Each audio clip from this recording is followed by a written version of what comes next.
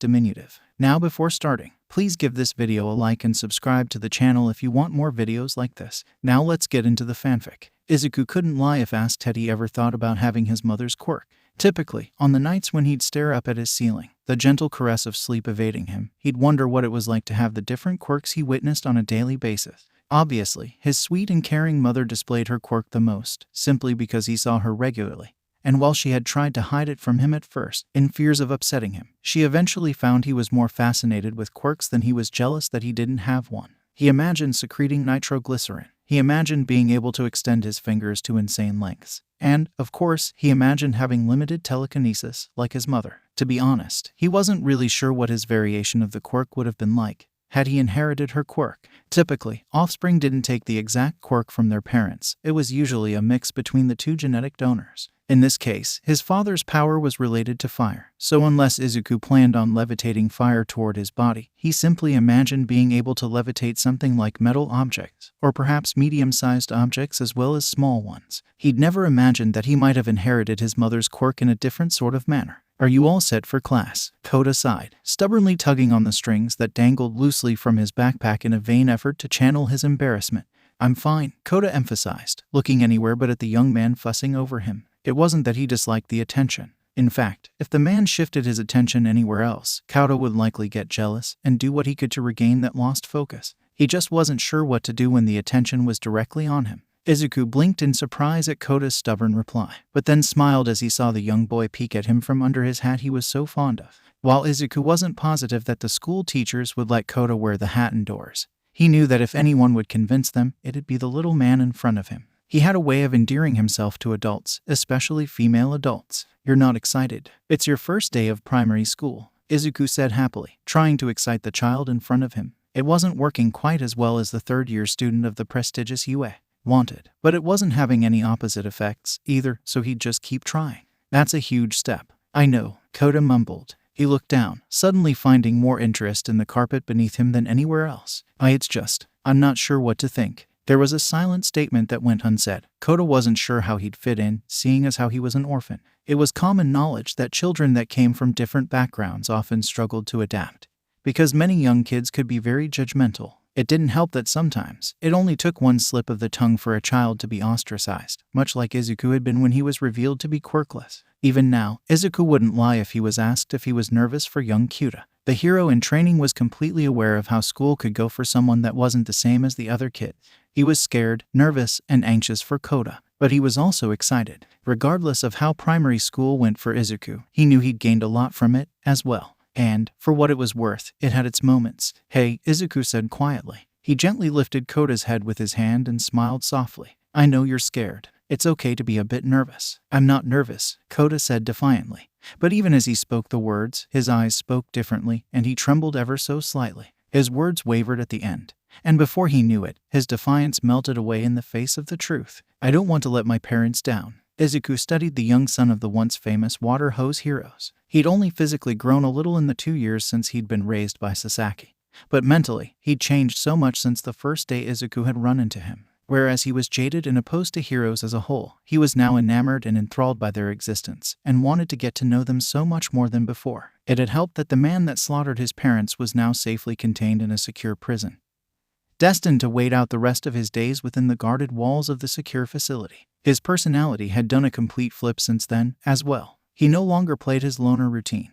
though he did retain his moments of defiance in the face of adult figures, and he often rejected radical changes, such as when Sasaki originally had Kota enrolled in a day schooling program that was meant to prepare him for primary school. It had taken Izuku and Sasaki both to convince him to go, and even then, he flat out hated the first few weeks. Only after exposure to the other kids and their warm attitudes did he finally begin to accept the change. Otherwise, he was much more open with Izuku, and he'd often confide his insecurities in the older boy. Maybe it was because of his admiration, or perhaps because of his sheer ability to help, but Kota felt comfortable with the wielder of one for all, and he didn't abstain from confessing certain internal musings. It also helped that Izuku knew what to say, when to say it, and how to say it. His personal experiences were invaluable, and many times they seemed perfect for the situation at hand. "I know they're proud of you," Izuku finally said. Kota looked up at him. "How do you know that?" Izuku smiled. "Because I am, and I know they would be, too." A smile crossed Kota's face and he leaned in for a hug.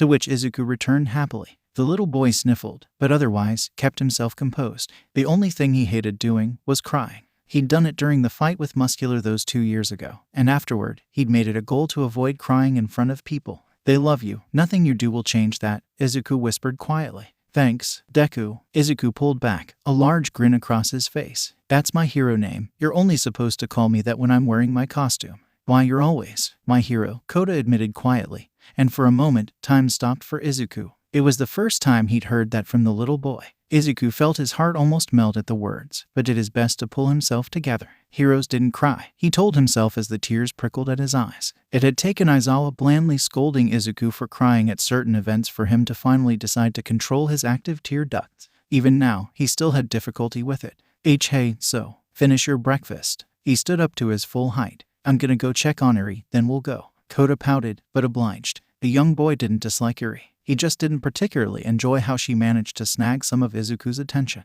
As he saw it, she was the only thing that could tear away Izuku's attention from him, depending on the circumstance. Well, her and Uraraka, but Kota only knew that was because Izuku was completely smitten with her. Eri had shown up around the same time as Sasaki decided that Kota needed another good role model in his life. Knowing his fascination with Izuku, she decided to involve the then second-year student in an engagement that involved Kota being sent home with Izuku in order to help the young child adapt to the settings of an actual home, not the home of a group of pro-heroes, especially with all the chaos that happened following Shiratoko's loss of her quirk. When Izuku was first engaged, he was somewhat surprised, and frankly hesitant. As it turned out, he was also assuming temporary care of Eri, as her situation was resolved from a governmental standpoint. Izuku's mother, was adamant on taking temporary care of Eri during the time where she was having to undergo multiple medical procedures as a result of her time with her abusive father. Izuku's large heart prevented him from denying the exercise, and thus he'd taken responsibility for watching Kota as well. At first, he'd been a little scatterbrained, not knowing how to balance the two radically different children. Eri was clingy, needed constant attention, and simply desired contact. She was timid, and she hated talking. Kota, on the other hand, was independent and he didn't seek out active attention. However, as Izuku became more and more acclimated with what he had to do, he began finding a perfect balance for the two, and Eri found herself wanting to talk more and more, whilst Kota found himself accepting the attention he received, and yearning for a little bit more. He'd never realized how deprived he was of it, until Izuku took the time to cook a special meal for him, or let read him one of his favorite books. The Pussycat Heroes were great, and they cared for him the best they could, but they were busy being heroes, too. They couldn't always do everything he needed, and time again, he found himself having to wait for their return, which was marked by silence. When they did return, they were tired, and sometimes hurt, so they didn't always have the energy to do the little things that Izuku was able to do. Even after meeting Eri and becoming acclimated to her, Kota still became jealous from time to time, though he understood she needed the attention just as much as he did. Because of that, he'd share Eri's room, which was technically supposed to simply be a guest room, as Eri's stay was supposed to be temporary, but ended up being much more permanent than anticipated. Was marked by a door that was messily labeled during an art and craft day that she and Izuku had during her first few days at the Midoriya household. It was designed to show her that this was her home and she could do whatever she liked. Izuku delicated rapped twice on the wood, placing his ear next to the door. Eri, you in there? Jay, just a minute, came the soft voice in return. There was a shuffling, followed by the turning of the doorknob, and Eri's timid face peeked through the crack of the door. Judging by the red puffiness of her eyes, it was clearly apparent she had been crying. For the second time that morning, Izuku knelt down as Eri pushed the door open more so that her whole body was visible. Hey, what's wrong? Eri didn't waste a moment in diving into Izuku's open arms, and she buried her face into his shoulder, conveniently, the opposite shoulder that Kota had leaned into. They had their sides, and they both knew it. I'm scared. Izuku took a few moments to rub the young girl's back, tracing delicate circles on her back as she cried, hiccups occasionally interrupting her sobs. While she obviously wasn't Izuku's genetic relative, one couldn't ignore the active tear ducts that she, too, somehow had come into possession of. If she had black hair, it might have been too difficult to tell that she wasn't a blood-related Midori. A gentle shushing was the only thing that Izuku said, opting to calm the girl down first before speaking. Her sobs became slowly, and her body began to cease trembling, which signed for the end of the cry. Izuku made sure his tight grip wasn't suffocating, but he also made sure not to loosen his grip, otherwise she might think he was trying to get away from her. School is scary, I know. It was almost deja vu to Izuku, but he refrained from making a comment. But what's so scary? He'd often found it helped to identify the problem before rattling off suggestions. When it came to children, By figuring out their fears beforehand, it became much easier to address their problem and find a solution that made sense. Oftentimes, the most logical answer was either the one they'd overlooked, or was the answer they didn't want, so they simply needed a second perspective. What if I don't fit in? What if the other kids don't like me? Or worse, what if the teachers don't like me? Like Koda, Eri, too, was beginning her first day of primary school, though she was a year above Koda and transferring in for different reasons. Koda was finally in the age range to enroll. Eri, on the other hand, had been, well, homeschooled wasn't quite the term, but thanks to her father's interventions, she was unable to attend school. The year after her escape, she'd been subjugated to multiple medical examinations, and often she was forced to stay in the hospital for a day or two, making her sudden enrollment rather difficult. Aside from her already messy background and lack of government certification, it had been unanimous that she should just wait a year and enroll then. "They'll love you," Izuku said confidently. Eri slowly pulled her face from his shoulder and looked at him uncertainly. "My mom and I love you, so why wouldn't they? You two are different," she mumbled, leaning her head back on his shoulder. He was warm, caring, exactly what she wanted from a father. Izuku stifled a chuckle at that. "How are we different?" "Just are," she muttered, feeling the gentle embrace of sleep beginning to overtake her. Luckily, or rather, unluckily for her, Izuku caught on and gentle jostled her, clearing her darkening vision. She groaned loudly in protest, but Izuku had none of it. "Come on, it'll be fine, I promise. Aren't you excited to make new friends?" "No," Eri said quietly. "I don't know if they'll like me." Izuku could sympathize with her. He had the same thoughts when he first began attending school, and that was adding into his quirkless state. Thankfully, neither Koda nor Eri had to go through that problem, and that already took away a reason for Izuku to worry incessantly. "Well, if they don't." Eri lazily shifted her gaze to look at Izuku as he pulled her back. "Then they're not worth it anyways. Besides, you have all of Class 1A. Truthfully, the class of 1A was overwhelming, captured by Eri's delicate nature and cute exterior. The girls of Class 1A loved to interact with her, almost as much as they loved to interact with Koda. The guys, minus Minta and Bakugo, enjoyed giving Koda some needed guy time and involved him in some minor athletics, while they were never really sure what to with Eri, before realizing she, too, loved athletics. "I guess I just want friends my age, too." "That's reasonable. And I promise, if you can make friends with my friends, then you'll have no problem with your class," Izuku said. Eri thought about what he said carefully, and decided he was more than likely right. He normally was, anyways. "Come downstairs for breakfast. We have to leave soon." Eri eagerly took Izuku's stretched-out hand and followed him into the kitchen, where Koda was just finishing his breakfast. Inko had gladly taken his plate, smiling, and began fussing over him, resulting in him once again being consumed by embarrassment and becoming unsure of where to look. "Oh, don't you look adorable," Inko said as she caught an eyeful of Eri. "You're both gonna have a great first day." "Why, I can remember Izuku's first day. All dressed up and bouncing foot to foot. He wouldn't let go his All Might figure, though. Said it was too important to let go." Izuku blushed, but didn't deny it. "And it got me through that first day, too." "Do you want any breakfast, Eri?" Inko asked, knowing the young girl was probably going to ask for a fruit. She was typically a small eater in the morning, but throughout the day, her appetite became far more voracious for someone her size. Inko chalked it up to years of not getting enough food, although she couldn't help but enjoy the fact that she now had two big eaters in the house, as Izuku's appetite was always massive after beginning his daily training. She thought for a moment and settled for an apple, which Inko gladly gave her. She took a big bite and smiled, the apple juices running down her chin. Izuku laughed and quickly grabbed a napkin to prevent her from staining her uniform on her first day.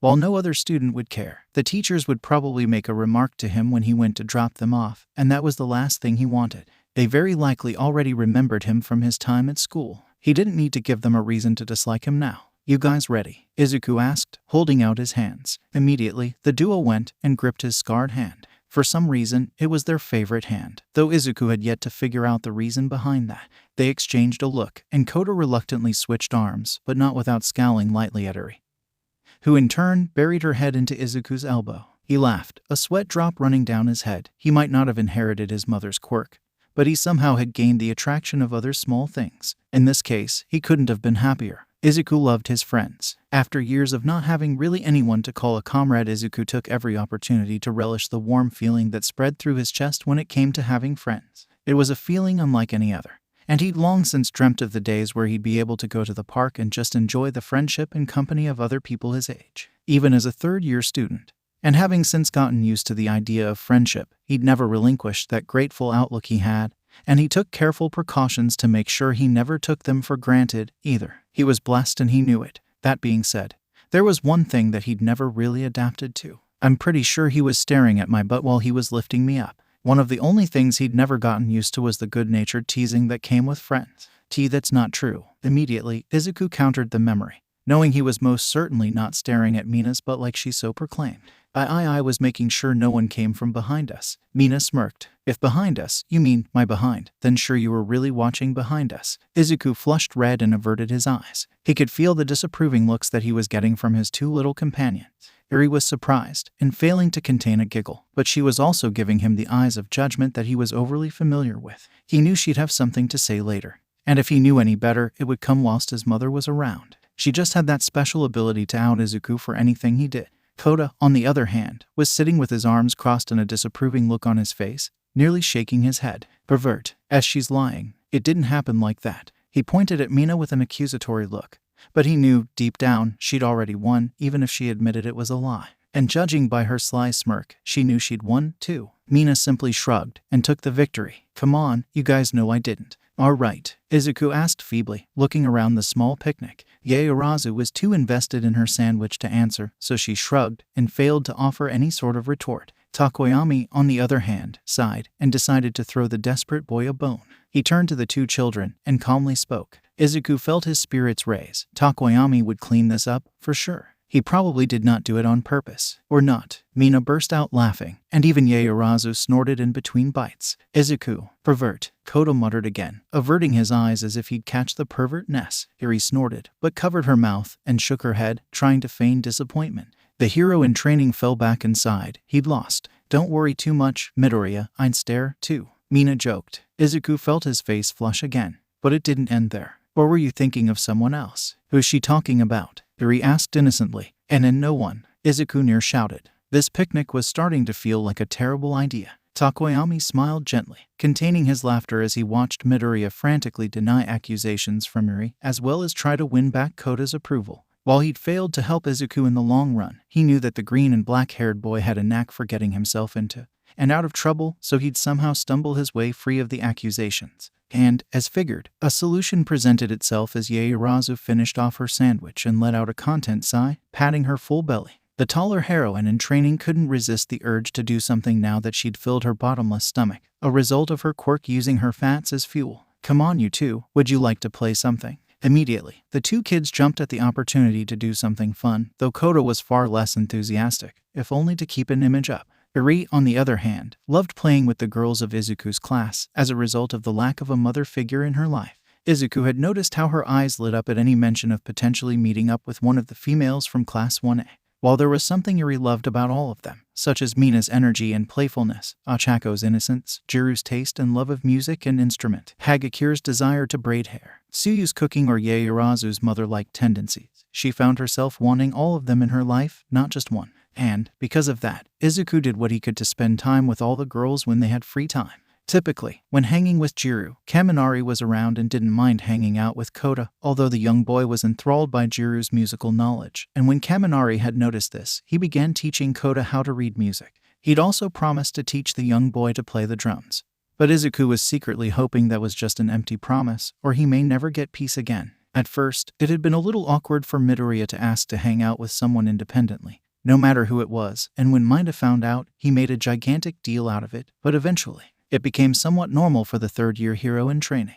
Even in the past, he'd only done large groups, and he typically didn't do the organizing. So when he'd contacted Yaoyorozu as the first person, she was relatively surprised, and somewhat honored. Granted, even though Uraraka ended up being one of the most common people the two kids saw, Yaoyorozu was almost tied with her, if not more common. She loved the duo, and she began making it a regular habit to text Izuku to see if he needed any help with them, which he appreciated to no end. Frisbee, Kota suggested coolly, but anyone could see his hopes that they got to play Frisbee. Eri knew she could just say something different and create a choice, but she didn't mind Frisbee, and she wanted to bond with Kota a bit, too. So, she agreed with Frisbee, and Yaoyorozu smiled before getting to work. Izuku smiled, too, to see his two little companions getting along. It was heartwarming. They grow up so fast, Mina said, wiping away a fake tear from her eye. She slung her arm around Izuku's shoulder and pulled him into her side. What are you gonna do when they start dating people, huh? With the teasing smile she had on, she hoped he knew she was only playing around, but he turned pale and frowned. I don't know. I never thought that far ahead. Hey, I'm playing around Izu. Mina giggled. He was always so serious, thinking about every possible outcome of every possible situation. Easy does it. Besides, if you're worried about them growing too fast. She leaned in close, her lips next to his ear. We can always make more. That did it. One for All came roaring to life as a fiery red blush erupted across Izuku's freckled face. And before Mina knew it, her classmate was in the air like he'd been shot from a cannon. She didn't know if it was a desperate attempt to escape her, the situation, or both, but either way, it was hilarious. She began cackling as he came back down, landing only thanks to Takoyami's dark shadow reaching out timidly to catch him. As soon as his feet were firmly on the ground, and he'd thanked Takoyami and Dark Shadow, he turned back to Mina and, with his red face, began mumbling like his brain had been fried, similar to one hero they knew as Chargeable. I. Tea there. I haven't thought about tea that. Mina grinned wolfishly. I know, but that's not to say others haven't. Truly, there was something special about teasing the socially awkward teenager. It might have been his delicious reactions that did it. But whatever it was, Mina had no intentions of letting up anytime soon. Besides, this was comedy gold, and whoever thought it wasn't, well, they were perfect to hang out with Ida. Red-faced again, Izuku didn't even register the frisbee that soared through the air and bounced off his head harmlessly. Iri came running over, laughing merrily, and picked up the frisbee, before looking up at her caretaker with curiosity written all over her face. Is he being perverted again? No, Izuku said, snapping from his thoughts. A horrified and betrayed look crossed his face as the words sunk in. What do you mean again? Iri began laughing, which Izuku slowly began to chuckle too, his face clearing up, before lifting the girl onto his shoulders and running around with her. She hollered in excitement and tossed the frisbee toward Kota, who not so secretly used his water quirk to help his catch the high throw, ensnaring the disc in the water and causing it to fall straight down into his hands. Mina smiled, without malicious intent this time, and decided to join in on the fun. She ran over to Kota and knelt down to allow him to get onto her back. Come on, Kota, let's take those two down. He grinned and eagerly climbed on, before the duo took off, Mina running half-speed toward the towering image of Iri and Izuku. The young girl had taken to spreading her arms out like a plane and pretending to guide Izuku, which resulted in him taking several erratic and sharp turns as she tilted her body to emphasize the sudden turns. Do a barrel roll, she chanted, and Izuku's sweat dropped. He was fairly certain she'd gotten that from a game, which was strange because she didn't play games. No matter how she learned it, one thing was certain, he was not doing a barrel roll. Mina ran by the two, challengingly grinning at Izuku with her daring eyes. Come on, Slowpoke, keep up. Kota had resorted to sticking his tongue out and spitting at the two. Izuku grinned at the challenge. The days of only being able to use 5-8% of his power had long since vanished. Now, he was capable of using more than 40% of the power of One for All. And whilst it was only around half of the power, he had come a long way since first starting out. The power flooded through his veins. And no matter how many times it happened, it was always like a shot of adrenaline to his heart, filling him with all sorts of energy. Ready, Iri? The young girl nodded excitedly, her grip tightening as she lowered herself so that she wasn't so imbalanced on Izuku's shoulders. Go, she shouted, and they shot off, the distance between Mina and Izuku closing within half a second. After the full second had passed, Izuku was in front of Mina, grinning back at her with confidence rolling off his body in waves, something that still surprised the both of them every time it happened. Iri, on the other hand, had somehow secured the frisbee, as she'd shot by Kota, and by leaning back, she'd managed to get low enough to reach down and snag the plastic disc. The scene reminded Izuku of the time he'd faced off against Ida and Todoroki in the cavalry battle, in their first year at UA. No fair, you used your quirk. Mina pouted. Kota was surprised by Iri's quick hands, and while he didn't admit it aloud, he was impressed. With Izuku moving that fast, she needed to react just as quick in order to actually make use of his blistering speed. But, of course, this was all internal, he'd never admit it out loud. That would be embarrassing. Izuku shrugged and laughed, causing Mina to decide to chase down the green and black-haired teen, while Yaoyorozu, who had taken a back seat to the hyperactive rough housing, and Takoyami watched fondly from the picnic location. He's really outdone himself, Yaoyorozu commented as she watched the interactions between Izuku and the two children. I know Mr. Aizawa was somewhat worried, but it looks like he's doing great. Takoyami folded his arms and closed his eyes. It was less about him failing, and more about the load it had placed on his life. Training to be a hero, taking classes, learning to control his quirk, and caring for children. I dare say it's a lot for anyone, let alone Midoriya. The pink-skinned girl set Kota down as Iri gracefully dismounted from atop Izuku's shoulders, prompting Mina to do a flip to show off for the young girl. Izuku ruffled Kota's hair through his hat, causing the boy to grumble up at his caretaker, but not in an angry way. Eri ran over to Izuku and began clamoring for him to do a flip, which he bashfully tried to talk his way out.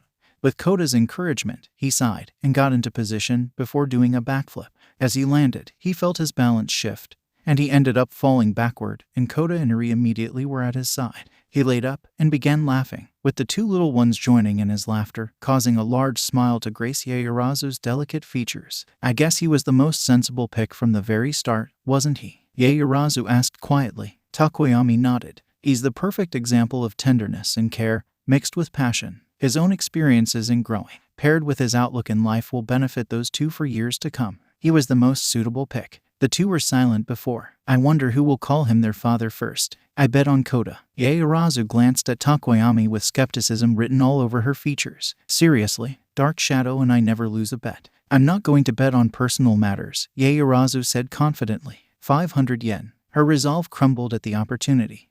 Only this once, and only to see Dark Shadow lose. Eri loved coloring books. It was the blend of warm and cool colors that instantly called out to her heart. And whenever she had free time, which was always, she'd probably be found, enraptured in delicately testing new color combinations. Usually, when the teacher assigned a coloring activity, some kids would groan, but Eri's quiet eyes would flash with excitement, and the smallest shred of a smile would crack her impassive expression. And, of course, Izuku was more than happy to let her color to her heart's content. So when he bought her a stack of coloring books and nervously ushered her into her room, she was overjoyed, but slightly suspicious. When she asked why, he just smiled and rubbed the back of his head, whilst replying, I don't need a reason to do something nice, alright. He didn't, of course, but that didn't mean she wasn't a bit curious why he was fussing over his hair in the bathroom. Izu, Eri asked quietly, putting a finger to her mouth like she'd seen him do so many times in the past. She wasn't sure if it made her smarter or not, and Koda would often tell her it didn't work like that, but then she didn't really mind. When the adults compared her to him, she would just smile, pleased to be compared to someone so pure. He would blush, but never deny it, and that made her even happier. His not-so-quiet yelp, paired with his fumble of the hairbrush in his hands, made it obvious he was so focused on his task that he hadn't even heard her push the door open. He turned to her, and bashfully smiled as his hair stuck up in more than unusual ways than normal. What are you doing? Izuku laughed, but Eri knew better. His normal laugh was light, and worked up from a gentle chuckle to a full-fledged laugh. This laugh was forced, and seemed to waver several times before Izuku finally paused for breath. He smiled at her, albeit nervously. I am just trying something new. I don't understand. A bead of sweat trailed down Izuku's forehead. Sometimes he forgot just how young she actually was, until she reminded him she was in her question-everything stage of life. Well, I decided T2. Maybe look a new way for a change of pace, Izuku said slowly. His eyes lit up at his words, and he began to pick up speed. Why yeah, it's like how I've changed my costume so much. Eri nodded slowly. Okay, but... She looked up and down his body, her eyes brimming with the judgment eyes only a child could innocently possess. He'd opted for a pair of his black dress pants, which were admittedly smooth, and the little girl wouldn't criticize that. But his belt was the wrong color. The dress shirt he'd picked was wrinkled and a bit too loose, and he'd opted for low socks, which Eri knew was a mistake if he was going with anything but dress shoes. And with that attire, she wouldn't let him leave without them. You look like a mess. Is she innocent, though? He muttered, but smiled regardless. Well, do you have any tips? She wasn't yet the age to take over a makeover, but she had talked enough about fashion with Grandma & Co., and she had come to adore fashion. She attributed most of that toward her lack of exposure to it as a child when she was under Overhaul's care. And once she learned exactly what fashion was, she began to see the contrast in colors. In addition to aspects such as the subtle sizing requirements certain clothes needed to look good, as well as what clothes went well with what occasion. With an eager nod, Eri grabbed the brush from Izuku's hand, and smiled in a determined fashion that was not unlike Izuku when he was younger. Leave it to me, she said confidently, and Izuku blinked. Truthfully, he couldn't recall the last time he'd seen her this confident. She was a shy girl, and she never made it a habit to speak out much when she was in the presence of new people or even familiar people, purely out of shyness. Her confidence was slowly being built up, and school was having a positive influence on her personal growth, but this was new level. He couldn't be happier. It took a few attempts, but Eri was able to jump up and grab Izuku's collar and yank him down to a low-seated position so that she could reach the jungle on his head. He yelped, but complied immediately. Twice, Eri took some water and dampened his hair, before running the brush through the green locks, but frowned when they popped right back up. She hummed and thawed as she wet the brush again, and tried to smooth down the unruly hair again, her surprise flaring up when the hair shot back into place a third time. Running her hand through it, She couldn't understand why it was so rebellious. It was rather soft, and she realized water alone wasn't going to tame this beast. From the doorway, a small boy had been watching the whole scene with a raised eyebrow. "What are you doing?" As soon as he spoke, Eri snapped her fingers. "Kota," she said excitedly, "I need you to make some water and douse Izu." "Wait, what?" Izuku nearly shouted. Kota shrugged nonchalantly. "Okay." Using his quirk, a small stream of water came jetting from around his hands and immediately tunneled around Midori, coating him head to toe and soaking him thoroughly. He shouted, but his voice was muffled by the water, while Eri watched in earnest to see if his hair could withstand this onslaught of water.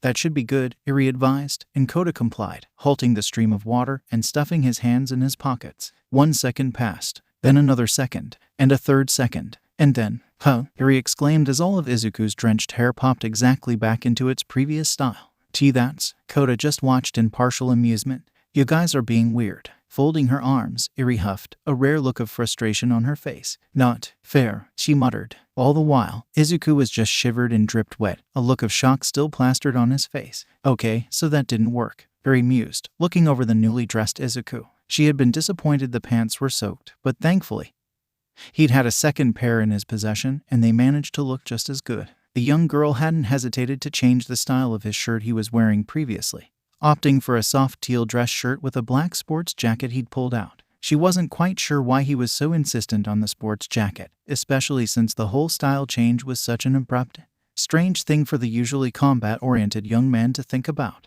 Eri had never seen him really consider how he looked in the past, so she wasn't sure what changed. "Maybe I just need to turn up the water pressure," Kota suggested, but that was met with immediate protest from Izuku. "The hair is really fine, Eri. I don't mind how it looks, actually. I just wanted to see if I could, pull off something else." Eri smiled and accepted Izuku's decision. She liked his hair how it was, anyways. It was messy, sure, but it was him, and she didn't think she'd ever get used to seeing him without the poofy hair he'd come to be trademarked with. "Besides, I think she likes it, anyhow," Izuku mumbled to himself, but as soon as the words came from his mouth, he froze. So did Eri, and even Kota went rock solid. I didn't mean that."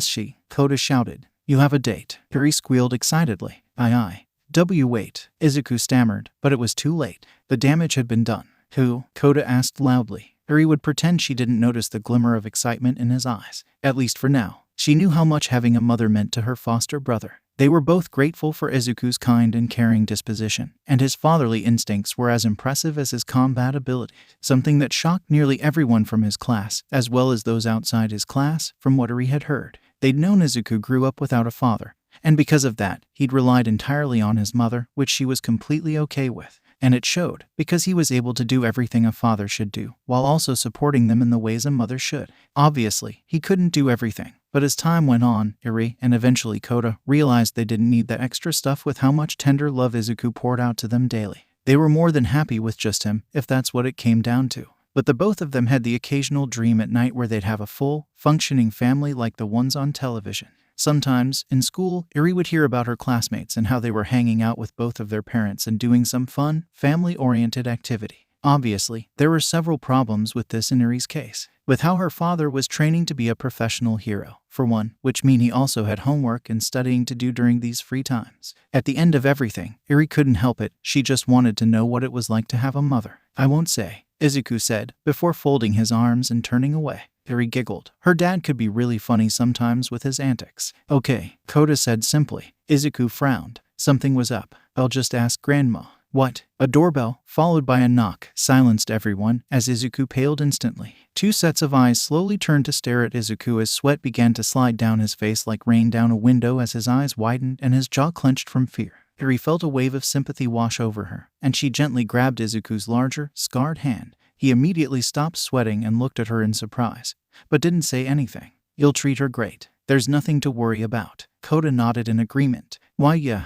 you'll, be cool. She likes you, right?" Izuku blushed and nodded slowly. "Then, just be yourself, and she'll probably still like you." It was such simple advice, but the words slowly sank in, and the fear slowly dissipated from Izuku's face. Judging by the fact that Eri could no longer see the pending heart attack he was close to having, she smiled, and gently guided him toward the door, making sure he looked good, with a quick one-over. Minus the hair of doom, he looked great, she thought. Definitely like a hero should on their night out. Just as they got to the doorway, a loud exclamation was heard from the living room. "Izuku is taking you out. Auntie didn't tell me." So that's why you didn't want me asking Grandma. Kota mumbled. It's going to be a long night. Izuku sighed, but with Kota and Eri by his side, he made his way toward his date. An overly tearful mother, girls' night out had become somewhat of a regular tradition to engage in for the females of Class 1A, due partially to the higher volume of guys in their class, along with the fact that companion camaraderie was important. The girls had unanimously come together to decide to have at least one night of girl-only activities per month.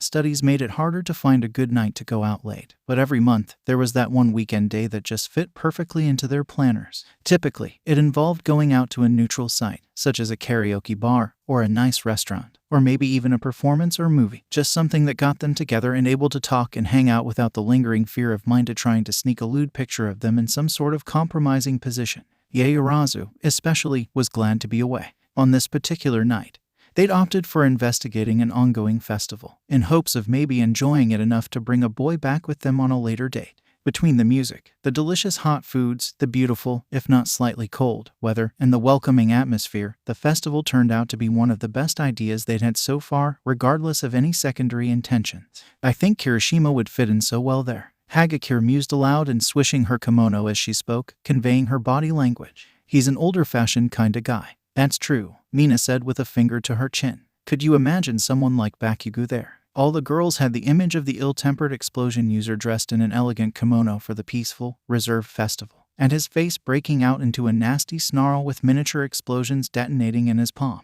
For the most part, they grimaced or laughed awkwardly, knowing his history public appearances. What did you think of the yakisoba, Uraraka? Tsuyu asked, changing gears. The brunette girl sighed happily, her face the picture of bliss as she patted her very, very full stomach. In the past, she'd abstained from eating much because of her money crunch.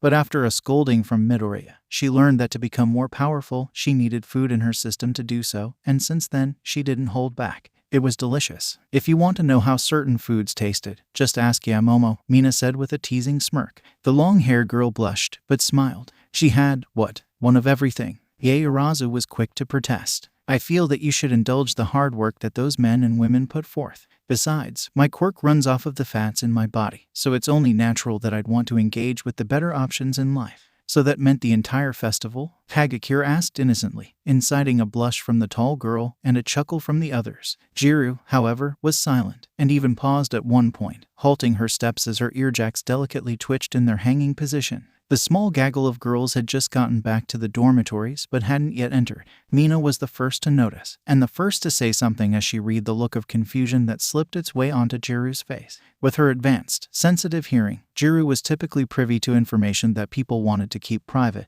and because of that, she usually found out any current events before anyone else did. But that information came at a price, and it wasn't uncommon for Jiru to rant about how much she hated living with guys, or teenagers in general. Not to mention, there were certain tidbits that she accidentally overheard when she was bored that left her feeling bad for certain people. She once overheard Kaminari talking to his mother on the phone about his ill grandmother, and she realized that she'd been berating him for his lack of focus for that whole week that she'd been dangerously ill. There were other times that she was subjugated to rather disheartening tidbits of information that left her seeing her classmates in a whole new light, as they smiled and pretended that they were okay. And sometimes, she thanked her subtle abilities, because it gave her a better appreciation of the hidden strengths some of her classmates had. What's up, Jiru? Mina figured if Jiru ended up hearing something she didn't want to, it would give warning that they should cover their ears and just head straight into their rooms with loud music playing from their phones. If she heard something interesting, well, Mina couldn't promise she would stifle her curiosity. It took a moment for the hearing heroine to speak, as she kept twisting her face into a look of confusion and pondering, before she finally spoke, slowly. I hear snoring, but it's so close. Mina's face fell as she filed the information under not important. Oh, maybe someone fell asleep in the common area, Hagakure suggested. It made sense. The guys would play video games out there from time to time. But when it got late, they usually retreated to their rooms to keep the competitions going so they could get comfortable. And they never hosted their own movie nights. It's multiple people, Jiru mumbled. Yaoyorozu shrugged. Well, we can respect them by being a bit quieter, but they should also know better than to fall asleep in a public area. Let's try to keep it down, though, even if it's Mineta, Mina whispered, but no one responded, mostly because no one probably wanted to. Using her student ID, Yaoyorozu swiped her card and the familiar beep chimed out as the door unlocked. With a finger to her lips, Yaoyorozu quietly walked inside, the flickering of the hall lighting up her figure as its motion sensor detected the movement. Quickly, she reached over and overrode the function with the switch, and slipped her shoes off so as to walk throughout the dorms and not track mud. Everyone, by this point, knew of their classmates' odd little tendencies, and for Yaoyorozu, she hated wearing shoes indoors, which everyone attributed to her rather luxurious lifestyle back at home. The snoring that Jiru had mentioned earlier was finally audible for everyone that didn't have superb hearing. It was soft, but it was definitely evident. A few girls exchanged a look with one another, unable to pinpoint who snored that softly. Even Jiru was unable to tell. And typically, she had a history of being able to decipher very small differences between one another. Slowly, Yaoyorozu walked forward as the other girls followed her lead and removed their shoes, fumbling around in the dark and accidentally smacking one another, giggling the entire time. There was a sharp intake of breath from Momo, and the girls collectively stopped what they were doing and tried to lean around her to see what she was seeing, even if it was something that they really didn't want to see. "Oh," Mina said, her eyes firmly locked on the image in front of her. "My," Uraraka mumbled. "Gosh," Hagakure nearly screamed, only to be silenced with a quick hand from nearly every girl. Since no one could see her mouth, they settled for basically tackling her to the floor and throwing their body over where they assumed her mouth to be. Why? Because on the couch in front of them was what Mina would swear was the cutest thing any of them would ever see in the dorms. "Where's my phone? I need a picture of this," Mina whispered. She rolled off of the invisible girl, ignoring the hiss that came from either Uraraka or Hagakure, and began fumbling around for her discarded purse. Uraraka was on her feet in seconds, her phone out and trained directly on the image in front of her. She smirked. It sometimes paid to not have a purse. There, on the couch, laid a peacefully slumbering Midoriya. His chest rose and fell delicately, his breath faint as he traversed through dreamland, unhindered and unaware of the cooing girls just a few feet away. Snuggled up to his side was an unusually hatless Kota, who was more than content in his current position. His head was nestled against Midoriya's side, with the teenager's arm draped over him like a comforting blanket. A gentle, peaceful smile crossed his face, a stark abstract to the typical uncaring facade he wore during the day. Here he had picked a much closer spot to her surrogate father, directly on top of Izuku. She was snugged directly on his abdomen, using his chest as a pillow, not minding how her head rose and fell in rhythm with Midoriya's breathing. If anything, it probably lulled her to sleep faster. Her arms were wrapped around Midoriya's sides, keeping her close to his body's radiating warmth. The rest of her body was curled up in his lap, using his thighs as her support. She, surprisingly, was the one snoring the loudest, but it seemed that neither of the boys minded, as they slumbered on, unabated. Her smile was pure, innocent, and radiating. The scene, as a whole, was so sweet that Yaoyorozu wasn't sure if she was going to get a cavity if she kept looking.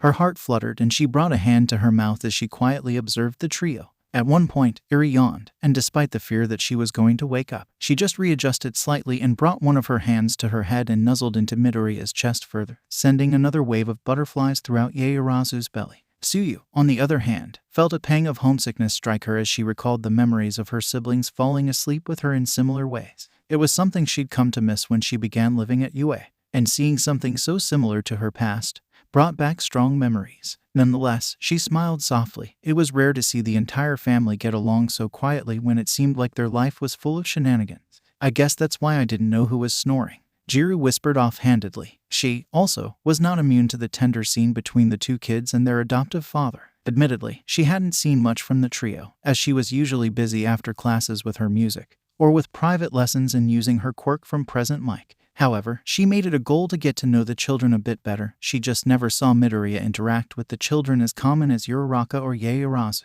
Seeing them like this made her wish she did, though, from what she'd observed from Kota. He was a nice kid, but he tried to bottle his feelings up because he didn't want to acknowledge them as real. Midoriya was slowly breaking that habit down, though, and it looked like he'd taken another step. Tsuyu was the first to pry her eyes away. "Maybe we should go back to our rooms and let them sleep in peace." "Are you kidding?" Mina asked, still taking pictures. The pink-skinned girl was debating the idea of trying to slip into the small snuggle fest and snag herself a place to sleep for the night, too, but ultimately, she'd never forgive herself for interrupting such a delicate nap, especially because she had no idea if this was common. If it wasn't, and that was likely, then it would only deter the trio from accidentally falling asleep like this more often. "This is so cute. I might never see them like this again. It's like he's their daddy." Awa, Hagakure cooed gently. She, too, had her phone out and was animatedly taking pictures. She was also tempted to try and add to their little pile. But like Mina, she would hate to interrupt anyone's sleep, especially knowing how grouchy Kota could be when he woke up. Uraraka folded her hand over her heart and smiled, wordlessly. She'd been one of the first to watch the development of bonds between Midoriya and Kota, and Midoriya and Eri. He'd taken such a gentle approach with the both of them, but it had been so different between the two. He was so much more affectionate with Eri, because she'd been deprived that sensation for so long, yet he was slower with her, too. While Eri was the first one he hugged, Kota was the first one to open up to Midoriya, which nobody knew. To see the stage they were at now made Uraraka nearly burst with happiness. She knew he was the perfect candidate to raise the two, and she had no doubts that he'd excel. Little did he know, she thought that he needed them as much as they needed him. He had friends and a promising career, but that didn't take away from his lack of a childhood. Being able to give a childhood to two children who were in danger of losing theirs. It would never replace his own, but it would give him a feel for what it could have been. I'm so glad. Deku, Uraraka whispered to herself. Yaoyorozu decided enough was enough, even though she was far from getting her fill of sweetness. She refused to be around when they woke up, because she knew with Midoriya's skittish nature, he'd have the entire dorm awake and wondering what happened when he began blinding trying to defend himself from the accusations that wouldn't even come. All right, girls, get your pictures and move on. She was surprised she was letting them take pictures. After all, this was a rather personal scene. But seeing as how she'd guiltily snapped a single picture of her own, she couldn't really scold anyone else. Plus, she was getting the motherly urge to drape a blanket over their sleeping forms. I really don't want to wake them. Suyu was the first to agree, followed closely by Jiru. Nina grumbled about ruining fun, eliciting a giggle from Hagakure, but they, too, began to shuffle toward the elevator. Uraraka resisted any urges to walk over and give everyone a hug, or giving them a goodnight peck on the forehead, knowing the two kids would undoubtedly stir. Thinking about giving Deku a kiss caused her to become bright red and practically caused steam to erupt from her nose. As the elevator doors closed, and the girls began to push the button for their respective floors, there was an immediate cooing. Oh, did you see her yawn? Kota looked so cute. Even Jiru couldn't resist making a comment. That was pretty sweet. In the back of their minds, they all agreed on the same thing. Midoriya was a pretty good dad. And together, the entire trio was the sweetest thing on the planet. When the morning would come, and everyone would come downstairs to see Midoriya cooking breakfast for the two drowsy children, no one was any the wiser. Until Mina accidentally sent out the pictures in a mass group chat, bringing about a whole round of embarrassment from Midoriya. In an effort to give aspiring heroes an opportunity to feel like regular students, UA allowed students to host their own small costume party in the courtyards. And they also released classes for the day, giving the students a chance to go grab some last-minute supplies for their costumes. For the most part, the classes remained separated, but for certain groups, they didn't mind having one large party, a testament of peace to commence the beginning of the holiday season. Between Ida and Kendo, it was decided that this year, Class 1A and 1B would cooperate in their efforts and host one large-scale party in an effort to improve relations between the two warring classes. Of course, there was immediate opposition from Monoma, who was adamantly refusing to interact with Class 1A, and she settled for the diplomatic route of simply telling him to stay in his room. Otherwise, the plan went off without a hitch, and there was plenty of excitement among the junior class for the upcoming festives. Through the 2 weeks warning everyone was given, there was plenty of time for everyone to go and get their costumes. For a few students, they weren't particularly sure what they even wanted to go as, and the same held true for Midori. He'd taken his 2 little followers to the local market, where a nearby warehouse had been rented out to display costume ideas for all ages. And while Yuri and Kota had seen a few that they liked, overall, the store was too small, and the selection was too limited for either child to see something that they wanted. The both of them wanted to go as something unique, something that wasn't as common. Now, they were sitting on a bench in the park, both children with an ice cream cone in hand as they took a few minutes to relax before walking back to the dorms. You should be a superhero, Midoriya sighed, but smiled and patted Eri on the top of her head, eliciting a frown and a blown raspberry as he tousled her hair. I can't go as something I'm training to be. Why not? Eri asked innocently. Well, because I'm. Midoriya trailed off awkwardly. He had no idea how to explain to her what he was thinking, because technically, there was no reason he couldn't still go as a hero. And he'd already dressed as All Might for the countless year before this year, so he kind of wanted to mix things up. Plus, he was trying to become his own hero. And the more he emulated All Might, the more he recognized they were significantly different. I don't really know. He's already a hero, Eri, Kota interrupted. He was fondling with the small nubs on his hat in his lap. It was rare for him to have his hat off, but slowly, he'd been keeping it off when he was indoors after being scolded by Auntie and Co about being impolite. And although he wasn't inside, he wanted to try keeping it off at times to get used to the feeling. He needs to be something else. Eri nodded slowly, with a finger to her mouth. Oh, that makes sense. What about you two? Do you have any ideas? In honesty, Midoriya had been paying attention more to the duo than he had been paying attention to his own taste. He knew neither of them had really celebrated Halloween in the past. Well, at least it was implied that Eri hadn't. He actually had no idea if Kota had or not, but judging by his visible excitement when he announced they were going costume shopping, it was assumed the Pussycat Heroes had been too busy to celebrate much. Kota had been eyeing a rock monster costume, but ultimately it bore a little too much resemblance to Muscular, and he'd seen Kota turn away from it with disdain. After that, Kota hadn't seemed terribly impressed with anything.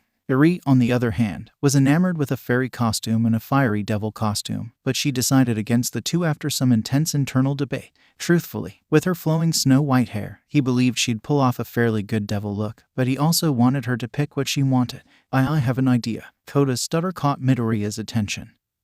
But his guardian knew better than to ask. Kota wasn't immediately open. He preferred to hold on to his thoughts until he had them sorted out, unlike Eri. He cleared his throat and kept talking, as if it had never happened. But I don't think I'll find it here. Do you want to look somewhere else for it? Kota slowly shook his head. It's okay. I know where I can find it. Me too. I know what I'm going as. Midoriya smiled. What about you, Eri? She giggled and made the gesture of zipping her mouth. It's a secret. Kota smiled toward Eri, and a look of understanding passed between the two children, though not without Midoriya noticing. But, subtly, he smiled. A warm feeling filled his chest as two children whispered back and forth while he glanced down at his phone, pretending like he wasn't paying attention. To see his two little munchkins getting along, it made him genuinely happy. Lately, they'd been getting along significantly better, and Midoriya suspected it had something to do with school. It was good for them. They were slowly making friends, and in turn, their social skills were developing further. And, as Midoriya suspected, dealing with so many different people, including people that perhaps they didn't like, they began to find a new appreciation for each other when at home.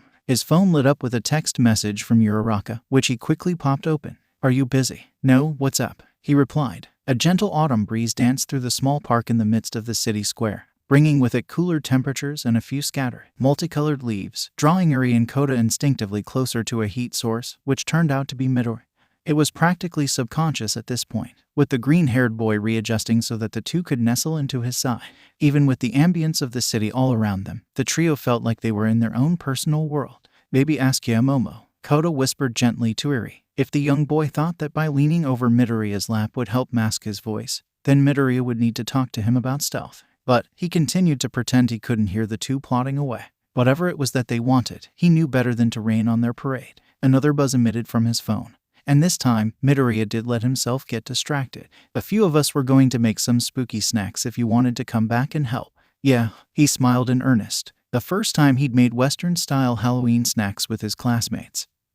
He'd thoroughly enjoyed himself, and found himself looking forward to the next time he got to cook with everyone. It had been messy, but the delicious aroma paired with the laughs made the experience highly worth the cleanup. Is it okay to have Kota and Eri help? While he knew that none of his classmates would mind their involvement, he still wanted to make sure. Maybe it was because he was still skittish when it came to social interactions and accidentally messing up that made him want to seek reassurance. Or maybe it was just because that was the polite thing to do, but he still found it better to ask and make sure. Waiting for a reply, Midoriya felt a gentle squeeze from Eri as she trembled ever so slightly as the breeze swirled around the trio once again, this time sending goosebumps down the green-haired boy's spine. Regardless of whether it was okay or not, which he highly suspected it would be, it was time to head back to the dorms anyways, lest they want to catch colds. And Midoriya really didn't want to see either of his little ones have to deal with illness. What do you guys say to heading back? Both Eri and Kota had finished their ice cream, and nodded eagerly at the prospect of heading to the warmth of the indoor world.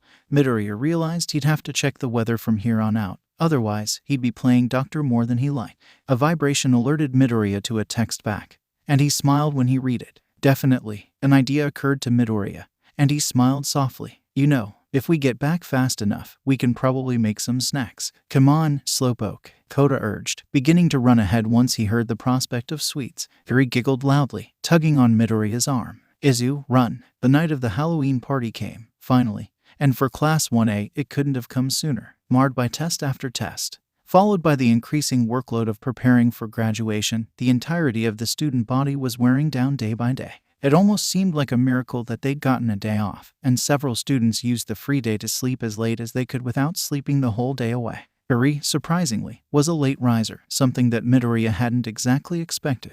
Her first few weeks with him were marked by consistent nightmares and constant insomnia. But eventually, the nightmares gave way to pleasant dreams and late sleeping. Kota was also a lover of sleeping in, but he often woke up accidentally due to his habit of being a light sleeper, and he'd awaken whenever Midoriya went his morning runs or workouts. Today, however, Midoriya noticed that both Yuri and Kota were up far earlier than normal, and were more evasive than usual as well. Throughout the day, it was rare to see them together, almost as if one of them was dedicated to distracting Midoriya from something.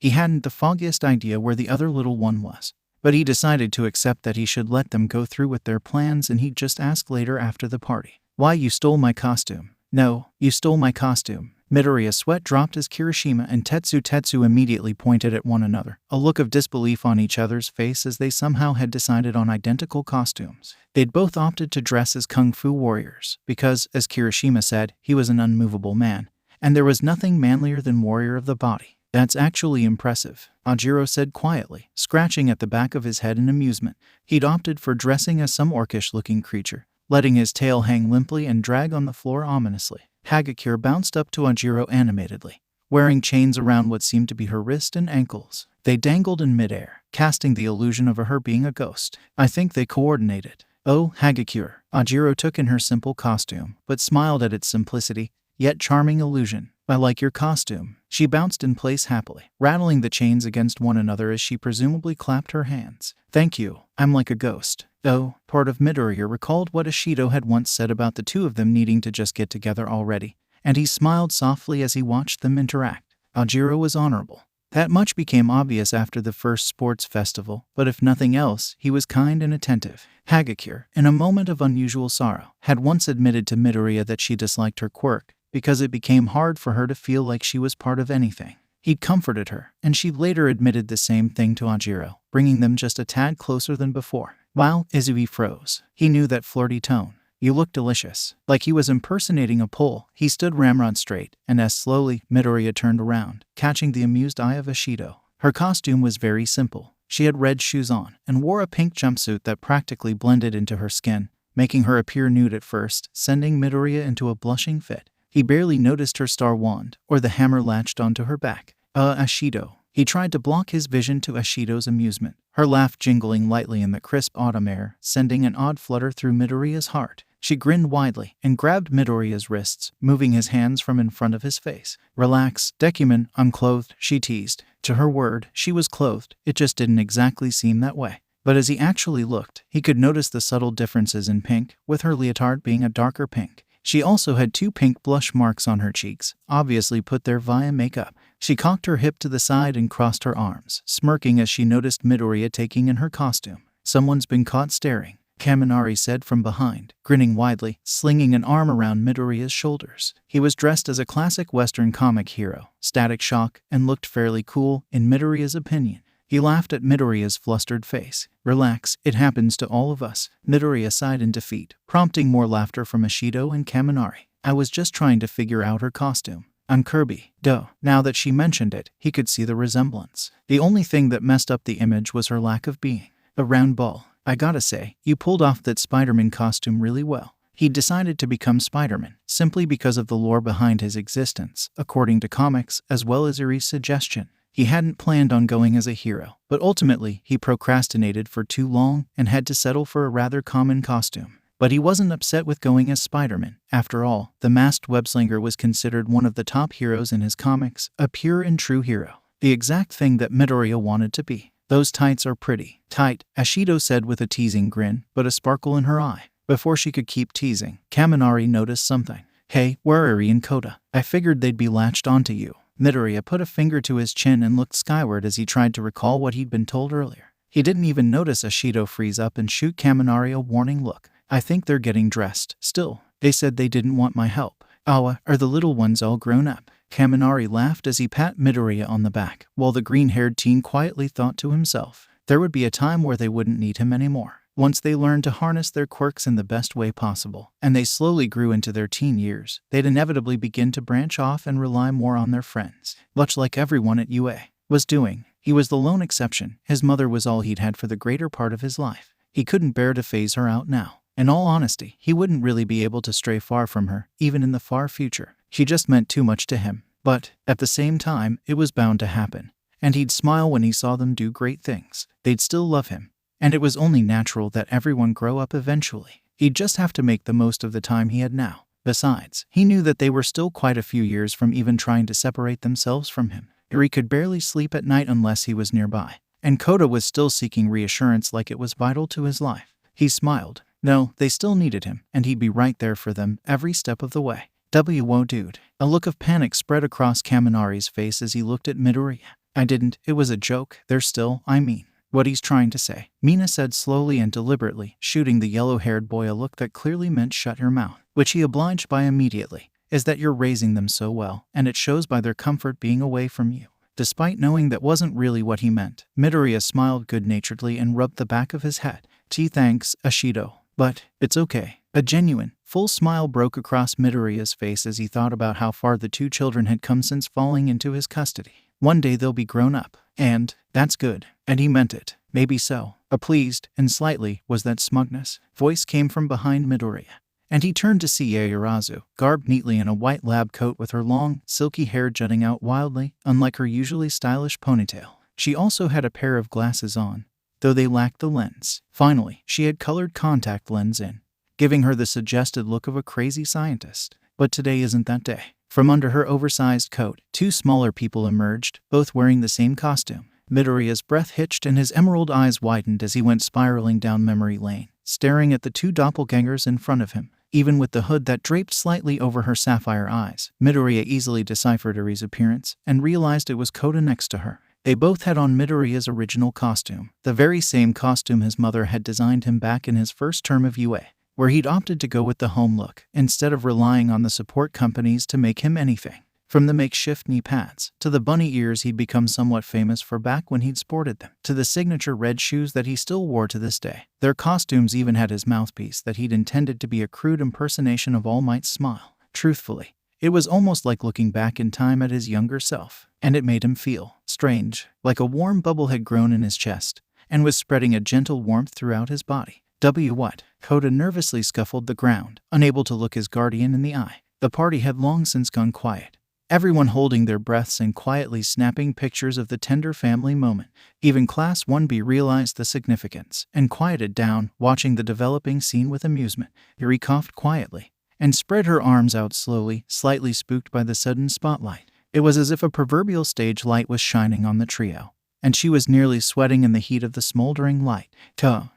It sounded more like a question than a surprise, but knowing how shy and awkward Midoriya could be, most everyone recognized it was probably the best Yuri could do with whom she was learning from. Plus, with the way her costume was just a bit too big and ended up going just past her fingertips, it was just that much cuter for everyone watching, and almost everyone felt their heart squeeze. It was all too much for Midoriya, as tears prickled in his eyes. Why you're going as me? We wanted to go as our hero, Kota mumbled, still gazing down intently, as if he'd be frozen like a statue if he looked up. And, you're our hero. It might have been the way her voice rose, just ever so slightly, enough to bring a sense of familiarity over the members of Class 1A. Or maybe it was the way her fists balled up within the sleeves of her oversized costume. But for just a moment, there was a familiar fanboy, suiting up for the first time, and proclaiming his intent to be the best hero he could be. Even Kota, with his timid look, sent waves of déjà vu coursing through the onlookers, as his eyes shone brightly, displaying the truth he internalized. The green-haired teenager rushed forward, with what might have been full cowl, and engulfed the two children in a bone-crushing hug, which they eagerly returned.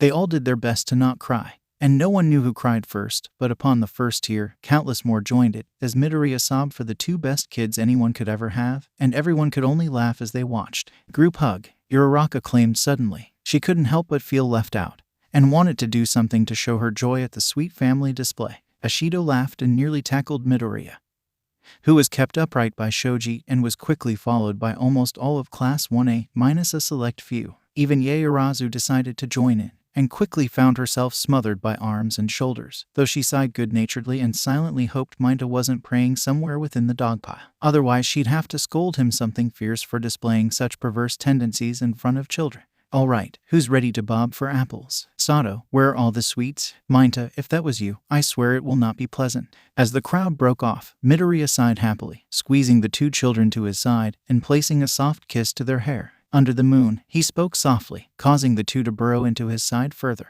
You two are my heroes. Truthfully, Jiro had no clue why Midoriya asked her to watch the two things he held closest to his heart nowadays.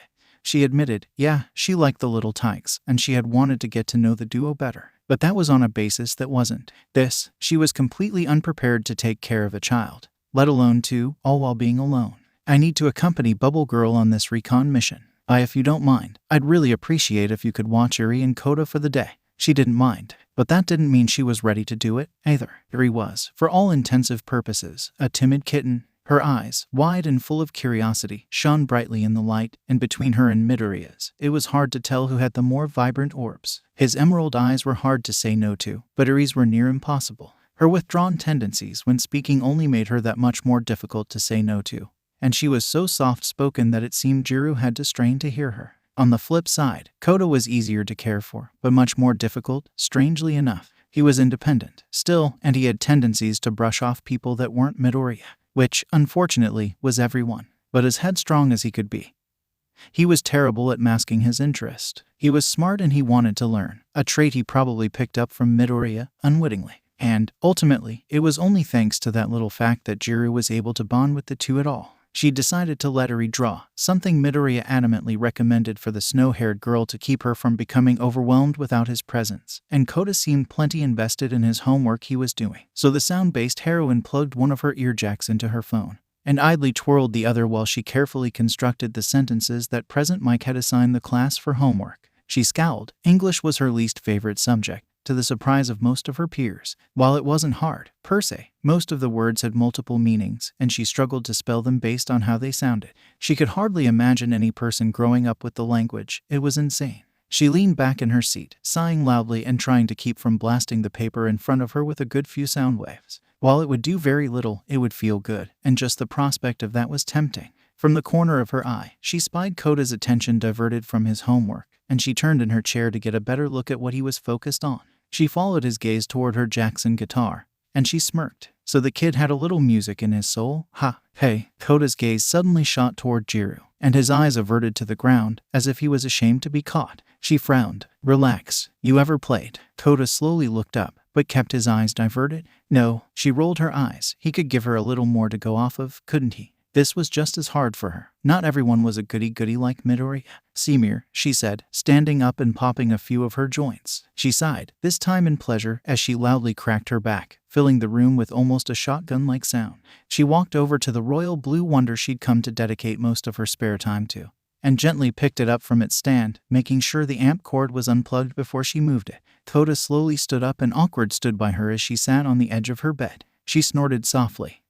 Come here. She pat the spot next to her for emphasis, which got the point across. From the ground, Eri gently peeked up from her drawing, intrigued. Gently, like she'd done it a million times, she ran her fingers along the strings. The hum that came from the strings sent a wave of pleasure through Jiro, with shivers down her spine as she felt herself slowly ease into the music, like a bout of painkillers, only they were dulling the frustration that had come from the events of the day. Koda watched in keen interest as her fingers danced along the strings, creating a beautiful, low euphony that seemed to dance in the air magically, brightening the room by just a touch. He smiled and closed his eyes, and a ghost of a smile touched Jiru's lips as well. She continued strumming, feeling the music vibrate her soul and spread throughout her body like a branching warmth.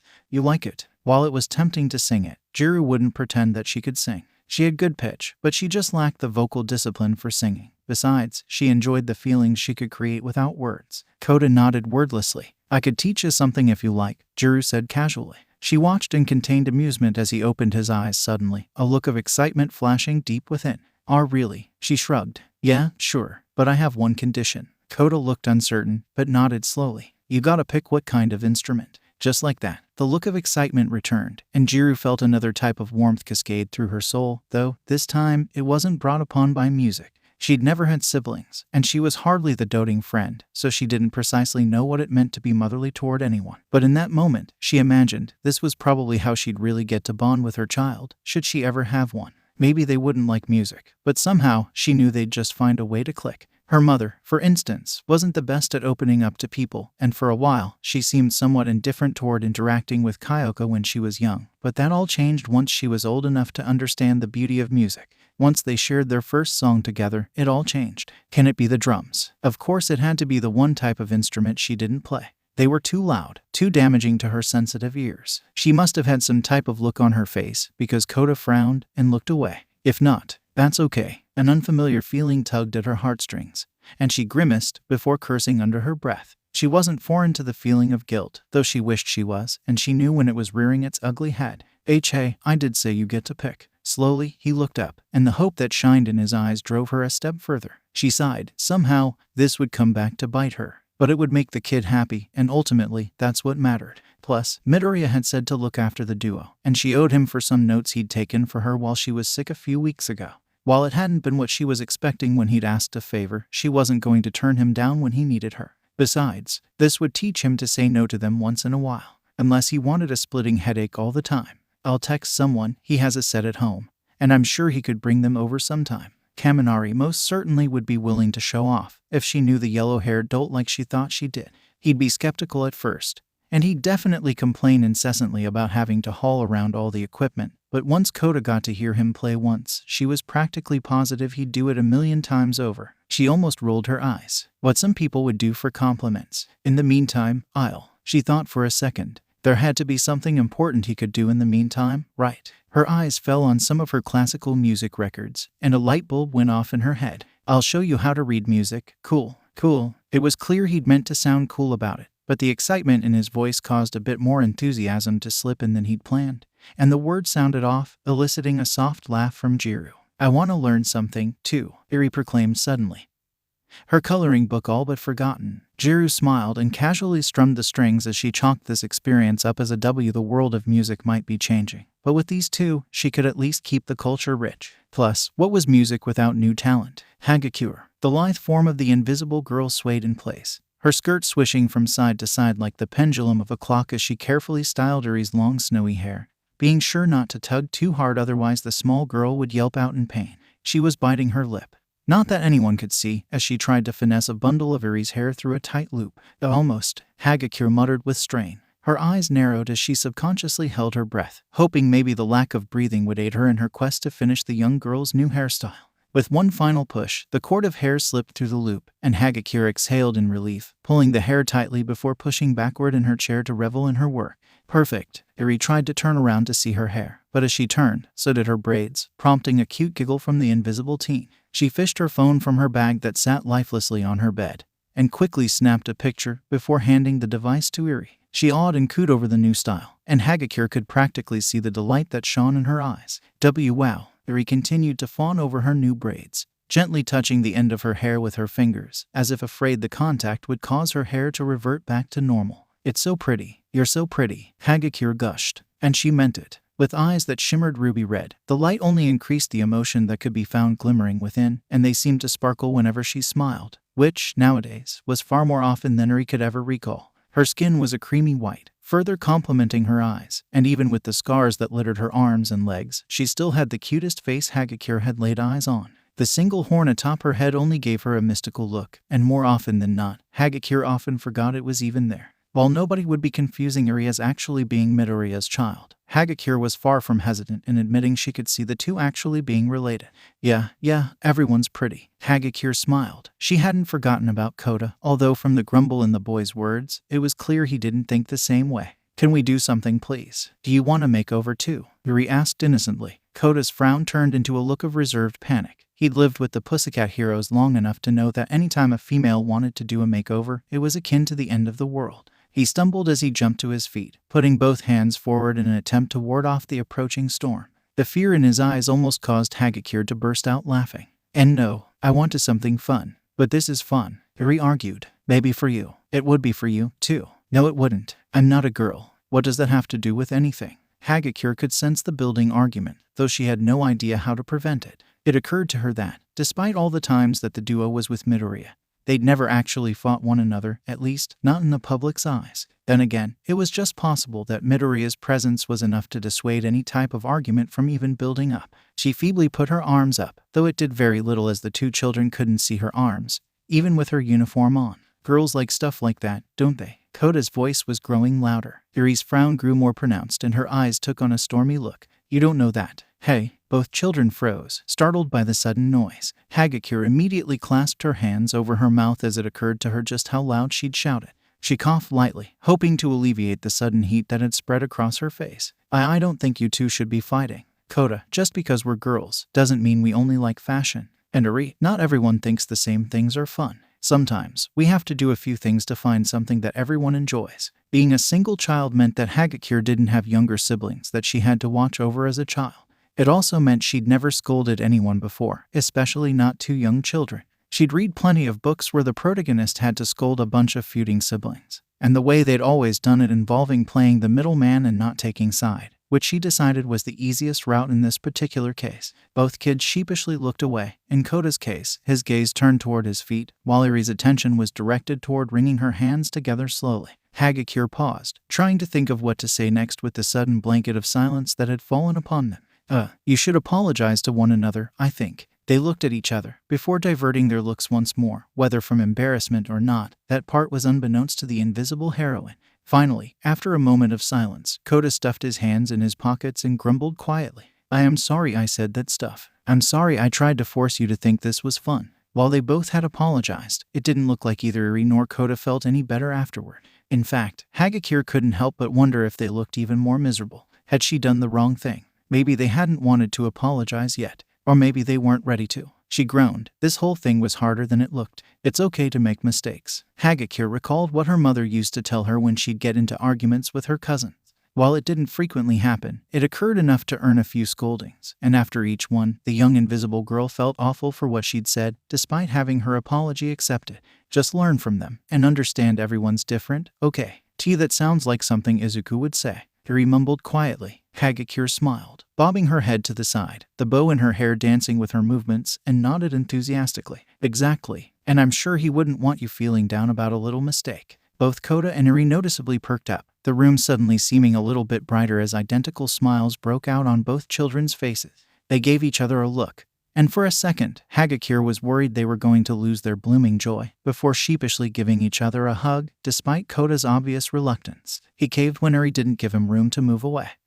Seeing the two little ones hug caused a flutter in the teenager girl's heart, before a light bulb went off in her head and she jumped up, excitement radiating from her features. Let's take adorable photos. It'll be fun. She didn't see the identical looks of contained fear that spread symmetrically across the siblings' faces. Not that it would stop her. She was determined to have fun. Uraraka, wow, Eri whispered. While she hadn't intended to say it aloud, she didn't mind that anyone else had heard, because she was sure her excitement was plenty visible for anyone with even the worst vision. Her hands were balled into fists as she sat cross-legged in front of the TV, though she was ready to jump up at the next big thing that happened, like she had several times already. He's so cool, Kota wordlessly nodded. He hadn't seen this fight when it aired live, but the first time he was introduced to it after being saved by the same teenager as seen on television, he was completely and utterly addicted. He wasn't really sure why, to be honest. The scene itself was slightly scarring, if he was honest. He was watching his caretaker break his bones like it was nothing, using the same shattered limbs to throw more punches, and then going a step further and nearly pulverizing his already broken bones. The blood that dripped from his wounds, along with the nasty bruising that discolored his skin. It was far from child-friendly. He was just glad that Uraraka didn't seem to care. In fact, it was her idea to watch her class's sports festival from their first year anyways. She had been fairly relaxed for the majority, although she had jumped in excitement when Midoriya took first in the obstacle race, and she bowed her head in embarrassment during her fight with Bakugo. Once the fight between Midoriya and Todoroki had come on, she was animatedly punching and flicking the air in the same way Midoriya did to counter the half and half-size quirk. And right here, he goes boom. Uraraka shouted, swinging her fist as Midoriya's fist made contact with a motionless Todoroki, sending him sprawling backward and ripping the ice shards flying from the fabric of his uniform. Uraraka's grin was contagious, and despite the damage being done to both of her classmates, it seemed like she was just as enthralled by the fight as the two kids were. On the screen, it was shown that Midoriya was yelling something, although it was inaudible due to the camera's further proximity. Eri took immediate notice. What's he saying? Uraraka paused the fight and smiled warmly. Well, I couldn't hear everything, but Juru said that he was telling Todoroki that the fire part of his quirk doesn't belong to anyone else. Simultaneously, both Kota and Eri tilted their heads in confusion. Uraraka began to rub the back of her head, but took a seat in front of the two and tried to recall the story to the best of her ability. You see, Todoroki's father is Endeavor, although I'm sure you already knew that. But Endeavor isn't a great dad, from what I've heard. And because of that, Todoroki didn't want to use the fire half of his quirk, because it would be acknowledging his father's power. Kota looked to his hands and silently thought to himself, remembering his reluctance to use his quirk due to his parents. While the history wasn't the same, the principles were somewhat similar. Uraraka continued. But Deku didn't care about that. He yelled at Todoroki because everyone was giving their all, except him. I get why he didn't want to. But Deku wasn't happy about that. So, he told him that the power he has is his own. No matter who he gets it from, or who his parents are, their quirk isn't his, and his isn't theirs. No matter what Endeavor said, it didn't make them the same person. I kinda get it, Eri said slowly. In truth, she understood the idea behind Midoriya's message, although it was a little confusion to hear without having any type of backstory. Endeavor's quirk is Endeavor's quirk, and Todoroki's quirk is Todoroki's. Exactly. Uraraka pumped a fist into the air, but brought it down as her face settled into a more relaxed and thoughtful look before she rested her hand back on her leg. I didn't really know why he chose then of all times to say that. He could have won the fight. I think everyone, including Todoroki, acknowledged that if Deku hadn't said anything, he probably could have won. Of course, Todoroki was still capable of fighting, so maybe not. But anyways, after thinking about it, I realized why he did it. A look of admiration highlighted Uraraka's expression. He's a hero all the time. Kota couldn't argue with that. And as he shot a glance over at Eri, with the expression on her face, he immediately knew that she couldn't either. He was their hero. Did he save you, too? Eri knew that look. She saw it in Kota, and she sometimes saw it in herself when she was cleaning up in the mirror in the morning. That slight gleam that would appear in her eye when Izuku would call Eri for breakfast. Just his voice being a reminder of the life that he'd given her. If she hadn't seen it in Kota, she might never have placed a name to it. But when it appeared only after she was free from her prison, she knew the truth. And sure enough, Uraraka smiled bashfully. Why yeah, he did. It was during our initial exam before we were actually UA students. I was trapped under debris and couldn't really touch the boulder that was holding me down. And there was a gigantic robot that was rolling my way. I don't know if it would have ran me over or not. Uraraka looked uneasy, but continued nonetheless. But Deku jumped in and bam. She popped up and swung her fist like she had earlier, this time spinning for effect, and blew it up like nothing. Her excitement dwindled as she sat back down, a faraway look glazing her eyes. I want to be a hero, too. That's why I'm here. And even though he's grown so much, I have my own goals. A determined look settled in her eye, the smile she wore thinning, but remaining on her face as she clenched her fist and turned to the kids next to her. Someday, you two will know what you want, and you'll get the chance to walk down that path. It's okay to think of others, but make sure you put your own goals first. Do you think you aren't? Kota almost clamped his hands over his mouth when he realized that he'd been the one to ask. Uraraka looked surprised, but to Kota's relief, she didn't look angry or offended that he'd ask. Instead, she began to poke her fingers together and shrugged. Well, I think sometimes I get a little distracted. But I'm pretty focused. Eri giggled. So your homework is done. It is. Izu said it wasn't. Eri continued to tease. He said Sato made treats and you didn't want to leave. It would have been rude to not taste them for him. She almost crossed her arms, but an idea came to her. Simir. With just a touch, Eri was floating helplessly in the air, but the young snow-haired girl was only laughing harder as she spun and twirled in the air like a dancer. You aren't distracted now, huh? Kota smiled softly as he watched Eri continue to tease the older girl, with Uraraka laughing along, spinning his sibling in the air, causing her to gain momentum and squeal with excitement.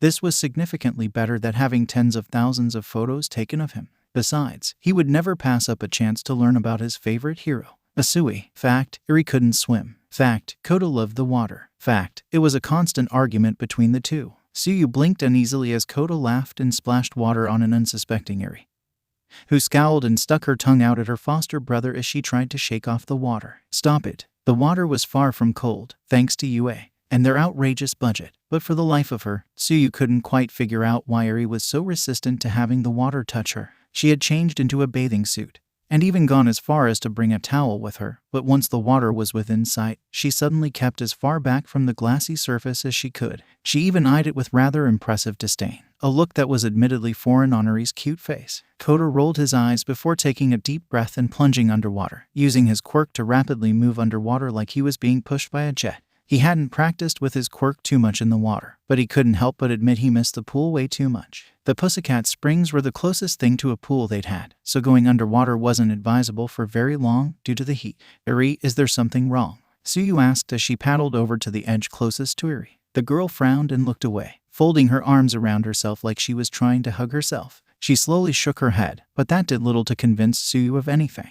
Do you not like water? Eri remained silent. Are you scared of it? No, Eri said defiantly, surprising both Kota and Tsuyu. She realized how loud she'd been inside quietly, lowering her voice as she spoke again. I just don't want to get wet. It didn't exactly scream out rational excuse, nor did it appease Tsuyu's curiosity, and Eri could read the disbelief on the frog girl's face without even having to try. As young as she was far more mature than simply not wanting to get wet. But she didn't want to be honest. Not when Kota was going to make fun of her. How was she supposed to tell anyone that her father hadn't been around long enough to teach her to swim? She was sure that they could guess the man that had held her prisoner for so long was the furthest thing from a teacher and could care less about her abilities to move freely in the water. While he'd been above torture, she sometimes had nightmares that he would drown her to keep her under his command, and not being able to swim did little to appease it. She knew she could be honest with Tsuyu, but for whatever reason, she just couldn't stand the embarrassment of having Kota tease her for something like that, especially when he seemed to swim so well. She almost pouted when she watched him move gracefully through the water. She wanted to be able to swim like that. Tsuyu, thankfully, was significantly more observant than Kota and picked up on the stutter in her voice, before realizing her posture was to avoid being near the water. She wasn't particularly sure on how to approach something like this. No one in her family was scared of the water. Her brother and sister both had the same quirk as her and her parents. They all adored the water like it was a second home. Ribbit, why not put a foot in? Eri shook her head. No, I am good. Well, that didn't work, Tsuyu reflected. Admittedly, it was beyond a long shot, so she was far from dissuaded. Instead, she pulled herself out the water and sat down on the edge of the pool, with her feet still submerged, and pat the spot next to her. I promise, you won't get that wet. She even shot Kota a look that he clearly saw, and understood, judging by his return look. With a bit of her lip, Eri hesitated. She kind of wanted to. She loved the water. She remembered when Midoriya showed her a picture of someone with a quirk that made the woman appear like a mermaid, with a long tail and immense grace within the water, and she remembered how cool it was. She wished she could be a mermaid. But she still couldn't shake that fear. The fear of suffocating, of drowning. Another pat of the tile, and Eri found her resolve crumbling as she inched closer to Tsuyu, and by reference, the water. It did look calming. The surface was calm, despite Kota paddling around, and it seemed relatively harmless. But she looked harmless too, and she knew better. What would Izuku do? Just like that, she took a seat next to Tsuyu, to the frog girl's surprise, though there was plenty of joy, too. Eri tried not to shake too much as she dipped her small feet in the water, the fear pooling in her chest, its cold grip spreading around her lungs, trying to suffocate her. She felt her breathing begin to quicken, but a damp hand on her shoulder snapped her from her tunneling vision. And when she looked at the smiling girl next to her, her breathing regulated, and the darkness in her vision began to recede. Kota gently passed by, mildly disturbing the surface, but not splashing any water up at his foster sister. He saw the look she kept shooting the water as she had gotten closer. He knew she was afraid. He had to be ignorant to miss out on that. He squirmed uncomfortably in the water, trying to ignore the creeping guilt that was making its way to his heart. He hadn't meant to splash her in a way that scared her. He was just having fun. With a sigh, he realized his mistake. His fun wasn't her fun. You don't have to get in yet, Tsuyu said calmly. She meant it, too. It was a huge step that Eri had taken. There was no need to rush it. I'm going to get in, is that okay? Eri nodded. She wasn't as afraid now that her feet were in. With a contained splash, the frog girl was back in the water, the warmth of the water surrounding her once more as she sighed in bliss. An idea came to her as she thought about the times she came to train, and she paddled over to a chest that was kept at the surface of the water before opening it and pulling a large ball out. The smile on Eri's face was bright, and even Kota seemed excited. He grinned as he peeked over at Eri, who was now completely distracted by the idea of a game, silently promising he'd get Izuku to help teach her to swim. As for Tsuyu, as she played with Kota in the water, using her legs to spin him around and push him into the air so he fell back into the water with a big splash, drawing laughs from the typically stoic child, she felt herself smiling as she felt like she was back home. She glanced over at Eri, who was smiling and pushing the ball underwater, only for it to come back up. Well, she'd just have to bring Eri back a few more times. Yaoyorozu, in exchange for helping her talk with a certain half-hot, half-cold teen, Yaoyorozu promised Midoriya one single favor he could repay at any time. She didn't tell him that she'd help him with anything if he asked, but it just seemed more practical to her for them to do a favor swap. She'd been expecting something simple, involving her quirk, perhaps. What she came to find was two little kids, books and backpacks on their body, and an uneasy expression on Midoriya's face. They're distracted from their homework around me, and, well, I was hoping you wouldn't mind watching them. It was short notice, true, but it was also unexpected, and Yaoyorozu would later come to figure out that Midoriya was working on a new level for his full cow, as he called it, and the two little kids were too intrigued by his training to focus on their own lives. She didn't mind. She'd been planning to go to the library anyways, so this was just another reason to go. I hate math, Kota mumbled. He bounced his pencil off the notebook, snorting as it landed dully on the crease of his notebook, the entire process seemingly as amusing as actually doing the work. Yaoyorozu looked over at his paper, full of illegible numbers and randomly placed formulas, and glanced back at her own paper. It was immaculate, clean, but most of all, it was precise. She hesitated saying anything. Would he get annoyed that she offered anything? Would he deny her outright? Her eyes flickered back to his forlorn expression and she made up her mind, exhaling lightly as she did so. Before she spoke up, she glanced at Eri, who was sitting across from her in Kota, and was satisfied to find that she was immersed in her homework. She even had a pleasant smile as she hummed softly to herself. Kota. The boy's eyes rolled over to where she was sitting, slightly wide with surprise that she spoke up. Sorry, did I annoy you? I'll stop. Momo cursed silently.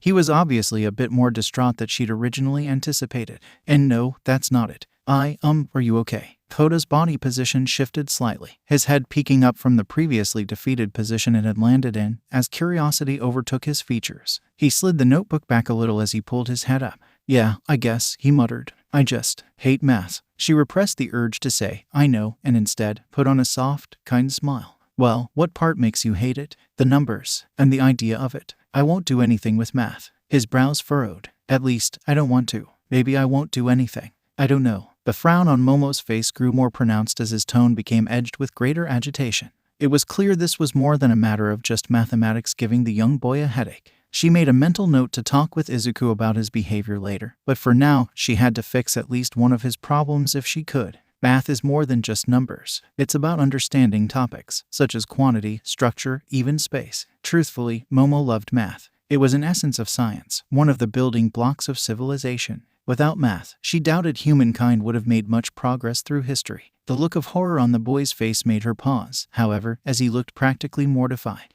You mean, it only gets worse. His voice was barely above a whisper. Momo sighed in exasperation. No, you get smarter. She paused, trying to think of how to move the conversation in the way she wanted. Would you like me to show you how to do it? Kota hesitated. His eyes flickered from his paper to her eyes, and back to the paper, before a light red blush coated his cheeks and he crossed his arms with a feigned indifferent expression. Yeah, sure, if you want. Gently shuffling her chair over a few inches, Momo leaned over so that she could get a better look at Kota's homework. Her eyes quickly scanned over the problems, and a smile broke out onto her face. Not that she had any doubts, but she knew exactly what the material was, and she knew just how to solve it. Now the hard part was finding out how to teach it without frustrating or embarrassing the young boy. Deciding the best course of action would be to find where Kota was struggling, she let him pick their starting place. Where are you having issues? His answer came slowly, and there was a tinge of embarrassment to his words. H here. Momo nodded and began to go to work. See, the first thing to do is to pull this number, she said, gesturing to an 8 with her pencil's eraser. She tapped on the paper softly and slid her eraser down, mimicking the movement. Down to here. She then deftly wrote in the 8. And added the parenthesis, before dragging other numbers down, humming gently to herself as she did so. It was like being a child again. She felt nostalgia blossom in her chest as she remembered her own mother lecturing her on the simpler lessons in school. Before she knew it, the problem was complete, and her work was just as well structured on Kota's paper as it was on hers. She turned to the younger boy with a smile. Did that make sense? The boy blinked. Can you do that again? He paused and added on. But slower. Momo almost sighed, but she didn't miss the change in his tone. He understood what she did. He just needed to see it a few times. That was all. Speed was her forte, but there was no reason that she needed to fly through the material. It wasn't even for herself. Sure, she said warmly, and began writing again, this time at a slower, more appropriate pace. As they were walking through the problems, Kota slowly, but surely, showing evident signs of progress, Yaoyorozu thought back to Kota's dejected statement about how he might not do anything. She had never really struggled with anything like that throughout her growth as a child. Her parents, despite how little they could be around, were fairly certain she'd make for an excellent heir to their business. She was dedicated to heroics, obviously, and that was how she ended up at UA, especially due to her powerful quirk. In fact, with her quirk, she was told she'd make a wonderful hero from a young age, though it was in part thanks to her butler that she kept a level head and understood humility and how to sympathize with others, despite her fortunate status. Looking at Bakugo, she always wondered if he had something similar happen with him, where everyone worshipped him. His behavior was exactly what she expected from someone who was spoon-fed compliments. She'd heard from Midoriya he was popular, she just didn't know to what extent. She shook the thoughts free. She was supposed to be focused on Kota. Despite her lapse, he was doing just fine, toiling away at the homework like he hadn't even been struggling in the first place. The frustration that had been all over his body language was now gone, replaced with silent contentment. But that didn't mean that Yaoyorozu had forgotten anything. Kota, he didn't stop working, but he did slow down for a second, showing he was listening. What did you mean earlier, when you said you don't know what you'll do? This time, he did stop writing, but he still kept his eyes on the paper in front of him. I don't know what I'll do, I guess. I don't know what I want to do when I'm older. He slid his hand over so that he was able to write on a blank sheet of paper, and he began to idly doodle. Adults like to ask me what I want to do, if I want to become a hero or not, and I don't know. Before she could say anything, he continued, the tremble in his voice matching the tremble that shook his body. I know, Izuku is a hero, and so were my parents, but I don't know if I want to be a hero. Being a hero has brought a lot of pain with it, for everyone I've known. I don't know if I want that. From across the table, Eri had stopped writing, and her ruby eyes were now clouded as she peeked up at the duo. Momo wanted to hit herself. She hadn't meant for the mood to become so solemn. But now that he'd confessed to her, he couldn't leave him hanging, either. What was the right thing to say? These were Izuku's children, not hers. If only Midoriya were here. She thought silently. What would he say? Hey, it's okay. Kota stopped shaking momentarily. Sometimes, you won't always know what you want, and that's okay. There's a lot to do in this world, and you shouldn't feel obliged to do something. I know, Midoriya won't be mad if you don't want to be hero. There's so much time between now and then, you might just find something you like. But don't feel like you have to know, even if everyone else does, especially if everyone else does, because they aren't you. That's what Mr. Aizawa was trying to teach me. I'm not Todoroki, and I shouldn't try to be. Yaoyorozu smiled brightly. That's right, they aren't you. So, please, don't worry. It'll be okay. He might not have been trying, but slowly, a smile broke onto Kota's face, and his posture relaxed, and the trio settled back into their homework. Well, almost everyone did. Momo went back to her paper, but as she put the pencil to the notebook, she found her mind blank. And the only thought on her mind was, when can I do this again? Ashido, the park, Kota asked skeptically. You want to go there? Ashido grinned. Of course. Are you saying you don't want to climb trees and skip rocks? But Eri tried, but failed, to nab Mina's attention. Trust me, you guys'll love it. I know all the sights. Ashido, it's raw. With a hand on her hip, Mina pushed her hand forward, striking a pose with her fingers doing a peace sign. Midori'll be like, whoa, why didn't I think of that? And then you'll want to go back all the time. It's raining, Kota said bluntly. Mina froze. She scrambled over to the common room window and pulled the blinds back, only to reveal a gusto of wind and rain coming down the building, pattering the glass with heavy droplets of water. Her expression fell and she nearly slid to the ground as disappointment took place of the energy she'd once had. Oh, that sucks. She turned to the two kids dejectedly. How did you even know? Izuku, they said in harmony, holding up the phones that he'd gotten for them in case of emergency. Sure enough, she peered closer and saw he'd simultaneously told them to be safe if they went out, because the storm was picking up. Mina frowned and crossed her arms before huffing. He didn't text me. A buzz came from her pocket, and her expression changed yet again, this time to one of surprise. She slipped her phone out and found herself with one unread message from Midoriya Izuku. Hey, I won't be back for a bit. Have fun with Eri and Kota. I hope they're not too much. Be safe if you go out. Thank you for watching them. She smiled. He even attached a smiley emoji. You were saying? Kota asked. His voice barely masked the smirk on his face. Sassy, she said, sticking her tongue out. She then moved over to the couch, exactly where Eri and Kota were sitting, and plopped down between them, causing them readjust so as she didn't accidentally sit on either of them. Well, I don't have any ideas. They sat in momentary silence, before Eri slowly spoke up. What about a movie? Mina snapped her fingers. I got it. The perfect movie. She lunged off the couch and crawled over to the television, which was held up by a small wooden cabinet that had various video game consoles, and movies, all belonging to different students, but left in the common area for anyone's use so long as they were respectful. Which, pleasantly, everyone was. Even Bakugo. Come on, Mina muttered, running her finger along the spine of every movie case on the shelf. She paused on Monty Python and the Holy Grail, wondering who in the world had brought that movie, but moved on, deciding it wasn't worth the effort. A grin broke out onto her face as she found the movie she was looking for, yanking it out and proudly holding it up for the two kids to see. Are you sure? It looks scary, Eri asked hesitantly. Even Kota looked a little unsure. Nah, trust me. I was watching this movie around your age. Plus, you know my first hero name was Alien Queen, right? They wordlessly nodded. Now you'll see where I drew inspiration from. The two kids glanced at one another, uneasiness written all over their faces, but ultimately they relented. If Mina said it wasn't scary, then surely it couldn't be that bad, right? Let's grab some blankets and popcorn. And lights off, Ashido suggested excitedly. No matter how many times she watched this movie franchise, she'd never get tired of it.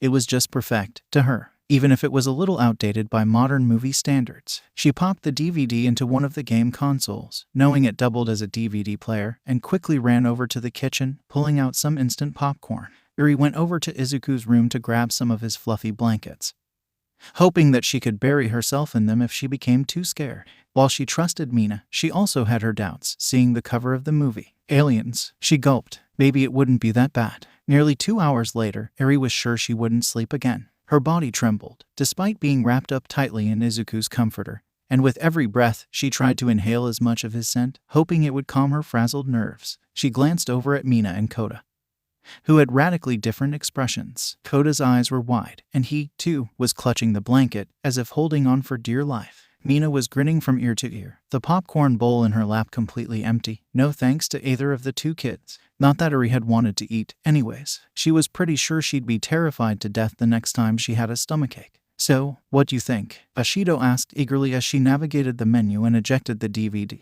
Once she cased it, she turned back to the kids, and her expression changed as she saw their faces. Was it that scary? Why yeah, Eri mumbled, barely keeping her eyes visible. She was slightly ashamed to admit she was scared, but she was also slightly guilty, seeing the excited expression Mina had turned so downcast. She was sure the pink girl hadn't meant to scare them. She probably had watched it at their age, but that didn't mean it wasn't scary. Kota coughed gently, trying to put up some sort of facade, but failed to do so. A frown touched Mina's lips. I'm sorry. Geez, I didn't mean for this kind of reaction. It wasn't bad. Gently, Eri lowered her blanket, but kept it close to her body and tightly in her hands. As of now, it was her lifeline, until Izuku was home. Then he'd be her lifeline. It was just terrifying, Kota supplied helpfully. Mina gently took a seat between the two kids, not noticing how they wiggled closer to her for extra protection as soon as she'd sat down.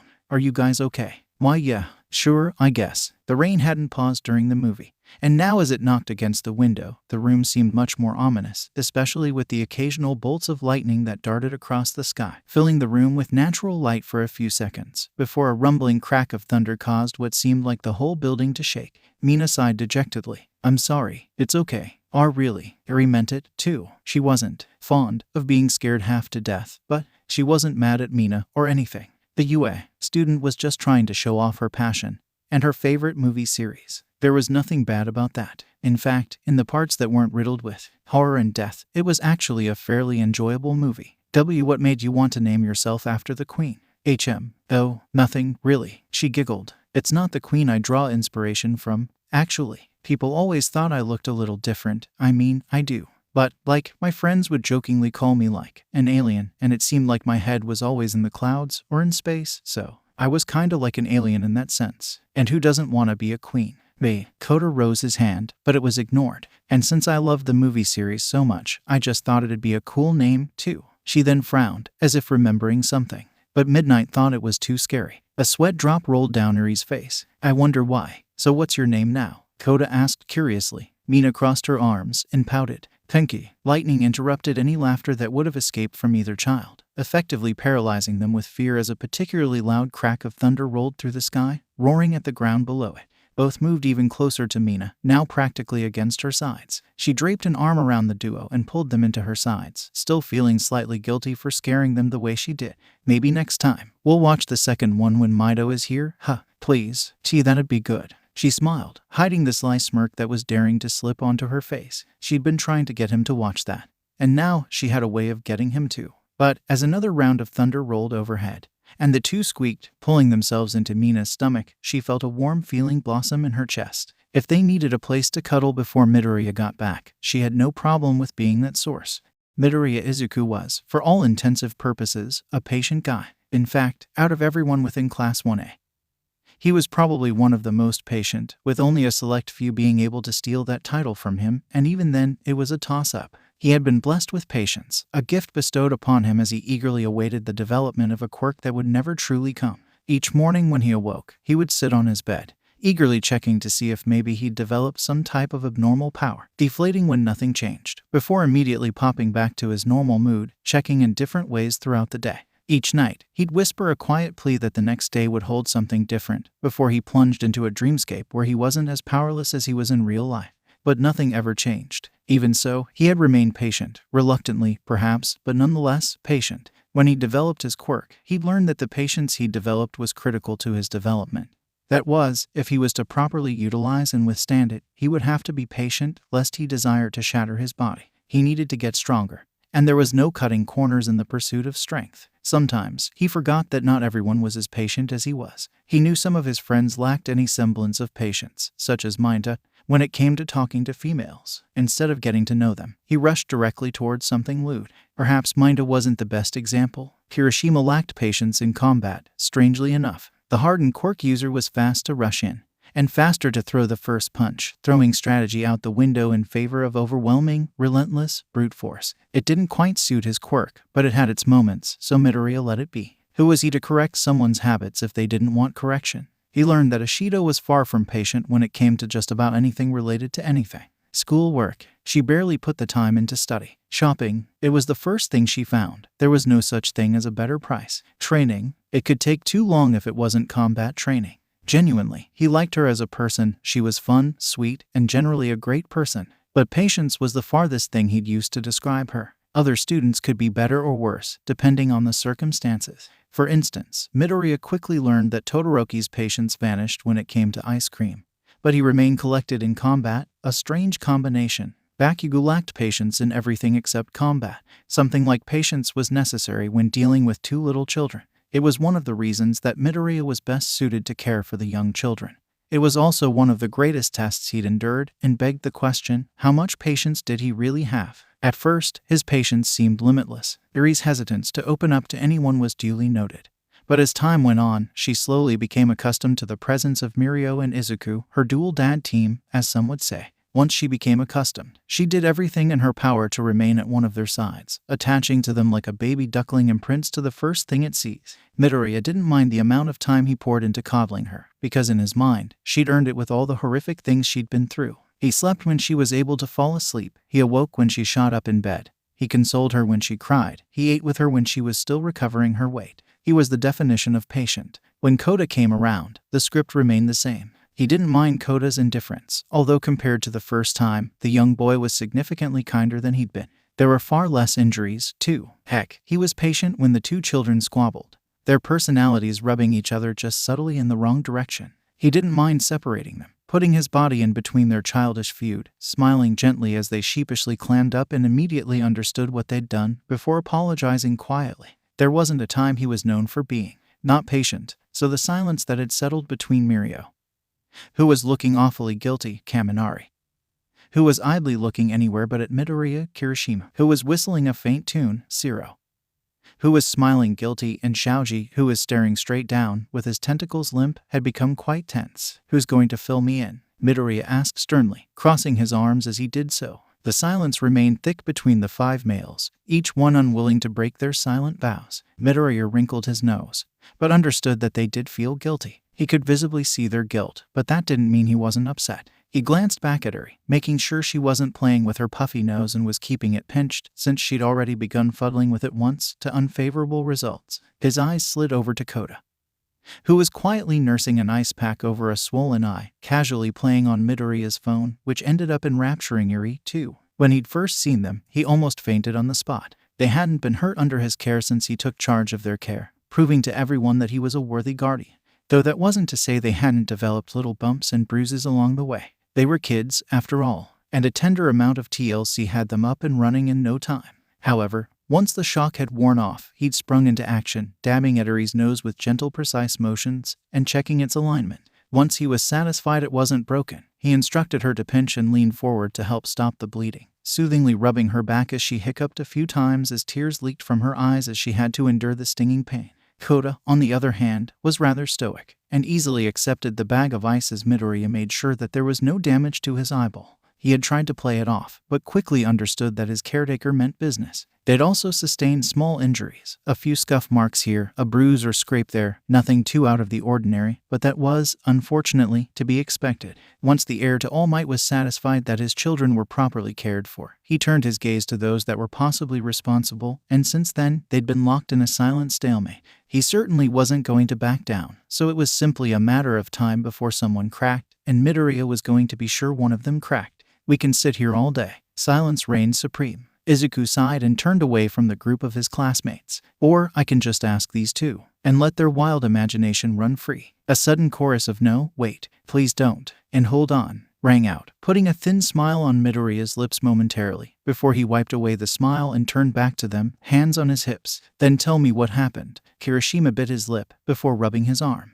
We just thought they'd enjoy some games outside, and he trailed off, but Midoriya was not satisfied. That didn't answer why his two children were bleeding and bruised, looking like they'd gone a round or two with a younger Bakugo. He crossed his arms and narrowed his gaze, which immediately caused Kirishima to look away again. We might have overdone it, Zero admitted. He shuddered uncomfortably as Midoriya's dark green gaze focused in on him, and for a second, he regret speaking up in the first place. Sensing the teen wasn't going to relent until more information was shared, Zero pressed on, doing his best to ignore the look he was getting.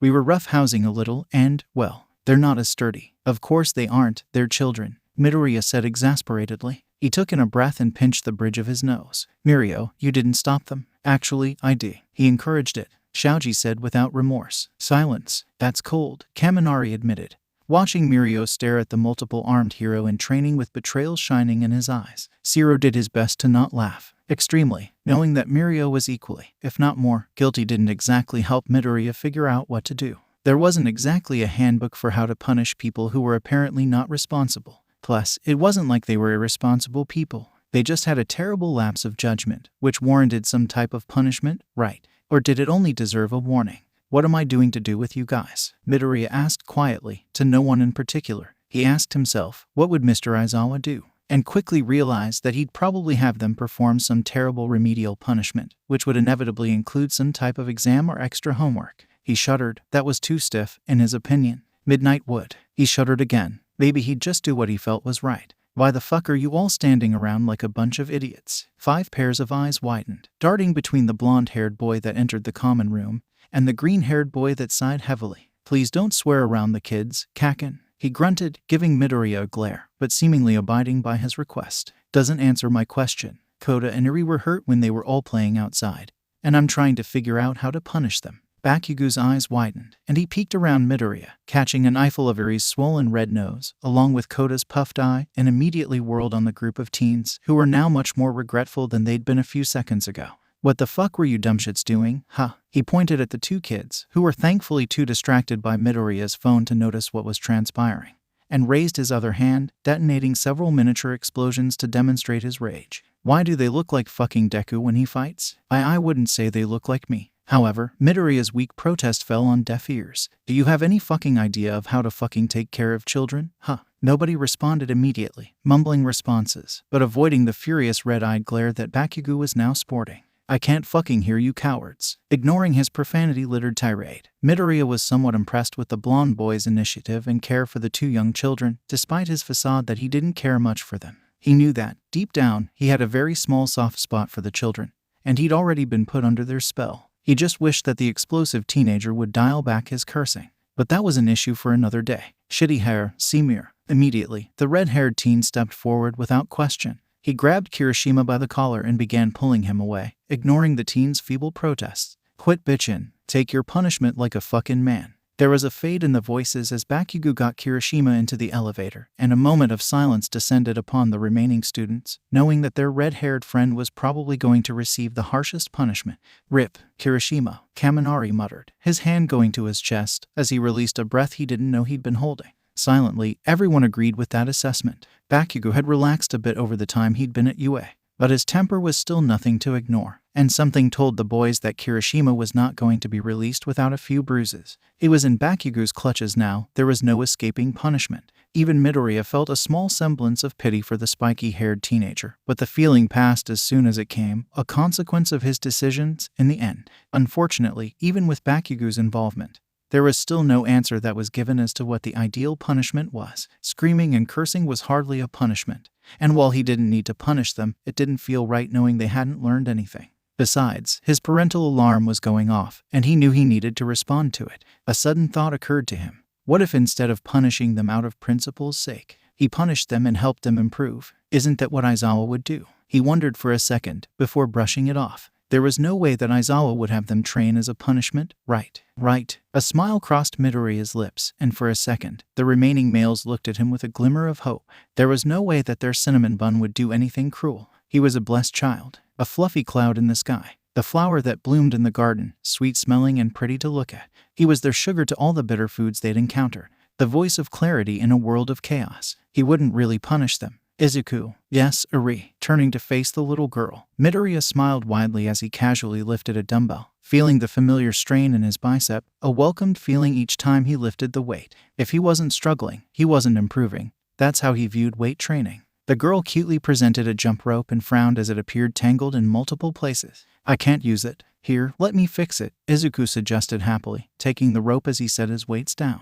Meticulously, he began furrowing the plastic coil through each loop, slowly undoing the monstrosity that had become the tangled mess. He hummed a little tune as he did so, causing Eri to join in, bobbing her head up and down as she hummed. She glanced to the background, putting a finger to the corner of her mouth as she studied the various movements going on in the back. Hey Izuku, why's everyone screaming so much? Izuku glanced at his friends, frowning slightly as he did so. Koda was watching over their exercises like a hawk, glaring at anyone who dared to slack off, while also giving quick rushes of water out to anyone that earned a break. It was like watching a drill sergeant work his men without remorse, only pitying them enough to give them a few seconds of reprieve before sending them back into the field for more training.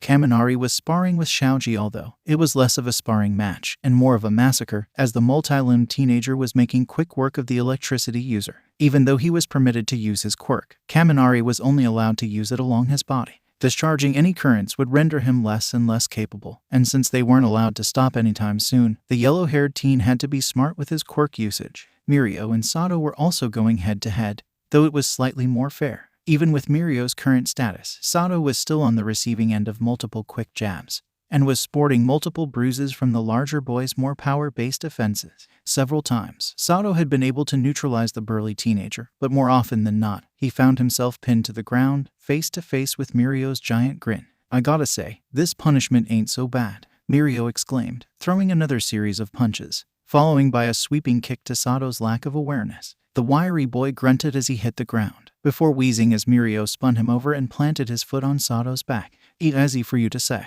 Kaminari couldn't even come up with words as he desperately defended himself from Shoji's relentless attacks, trying to coat his body in enough electricity to keep the jabs from coming.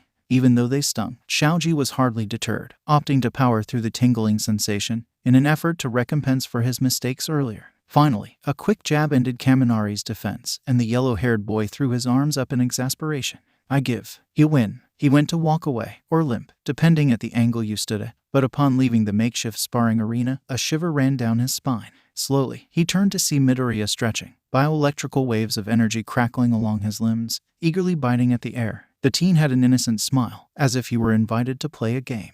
I didn't know you wanted to spar, Kaminari. You should have just said something. What? Kaminari said, slowly backing up. His eyes glanced at Koda, who smirked, having rat the boy out. Kaminari's eyebrow twitched. He'd been played. One for all. Full cowling, Midoriya mumbled, squatting down as the energy built up further. Dust began to swirl, a sign of the boy's increasing power, and Kaminari's life suddenly began flashing before his eyes. Ready or not, here I come. Wait, wah. Rochester. Smash. There was no time for Kaminari to even defend himself, as Midoriya swooped upon him like a bat out of hell, swinging his legs sideways, hitting the poor yellow-haired boy like a log rolling down a hill. Time seemed to slow as the teenager was sent flying through the air, crashing into Shoji and Shiro, knocking the duo into a pile of limbs and bruises. Mirio, seeing an opportunity to claim his victory, firmly placed a foot on top of the pile, ignoring the groans that came from below, and grinned, flashing Midoriya a thumbs up. I have woe. Just as he went to speak, Kaminari's control over his electricity released, coating the pile of teenagers in an aura of yellow electricity, forcing Midoriya into action, darting forward to sweep Eri into his arms, before rushing over to Koda. Realistically, There wasn't a need to grab the two, nor was he fast enough to grab them before the attack started. However, he wanted to ensure that no stray bolt accidentally danced over to where they were. He wouldn't forgive himself if they were hurt twice in less than 24 hours. The attack ended as fast as it began, and Mirio slowly removed his foot, a grin still on his face. Oh, Midoriya blinked, still surprised by the chain of effects.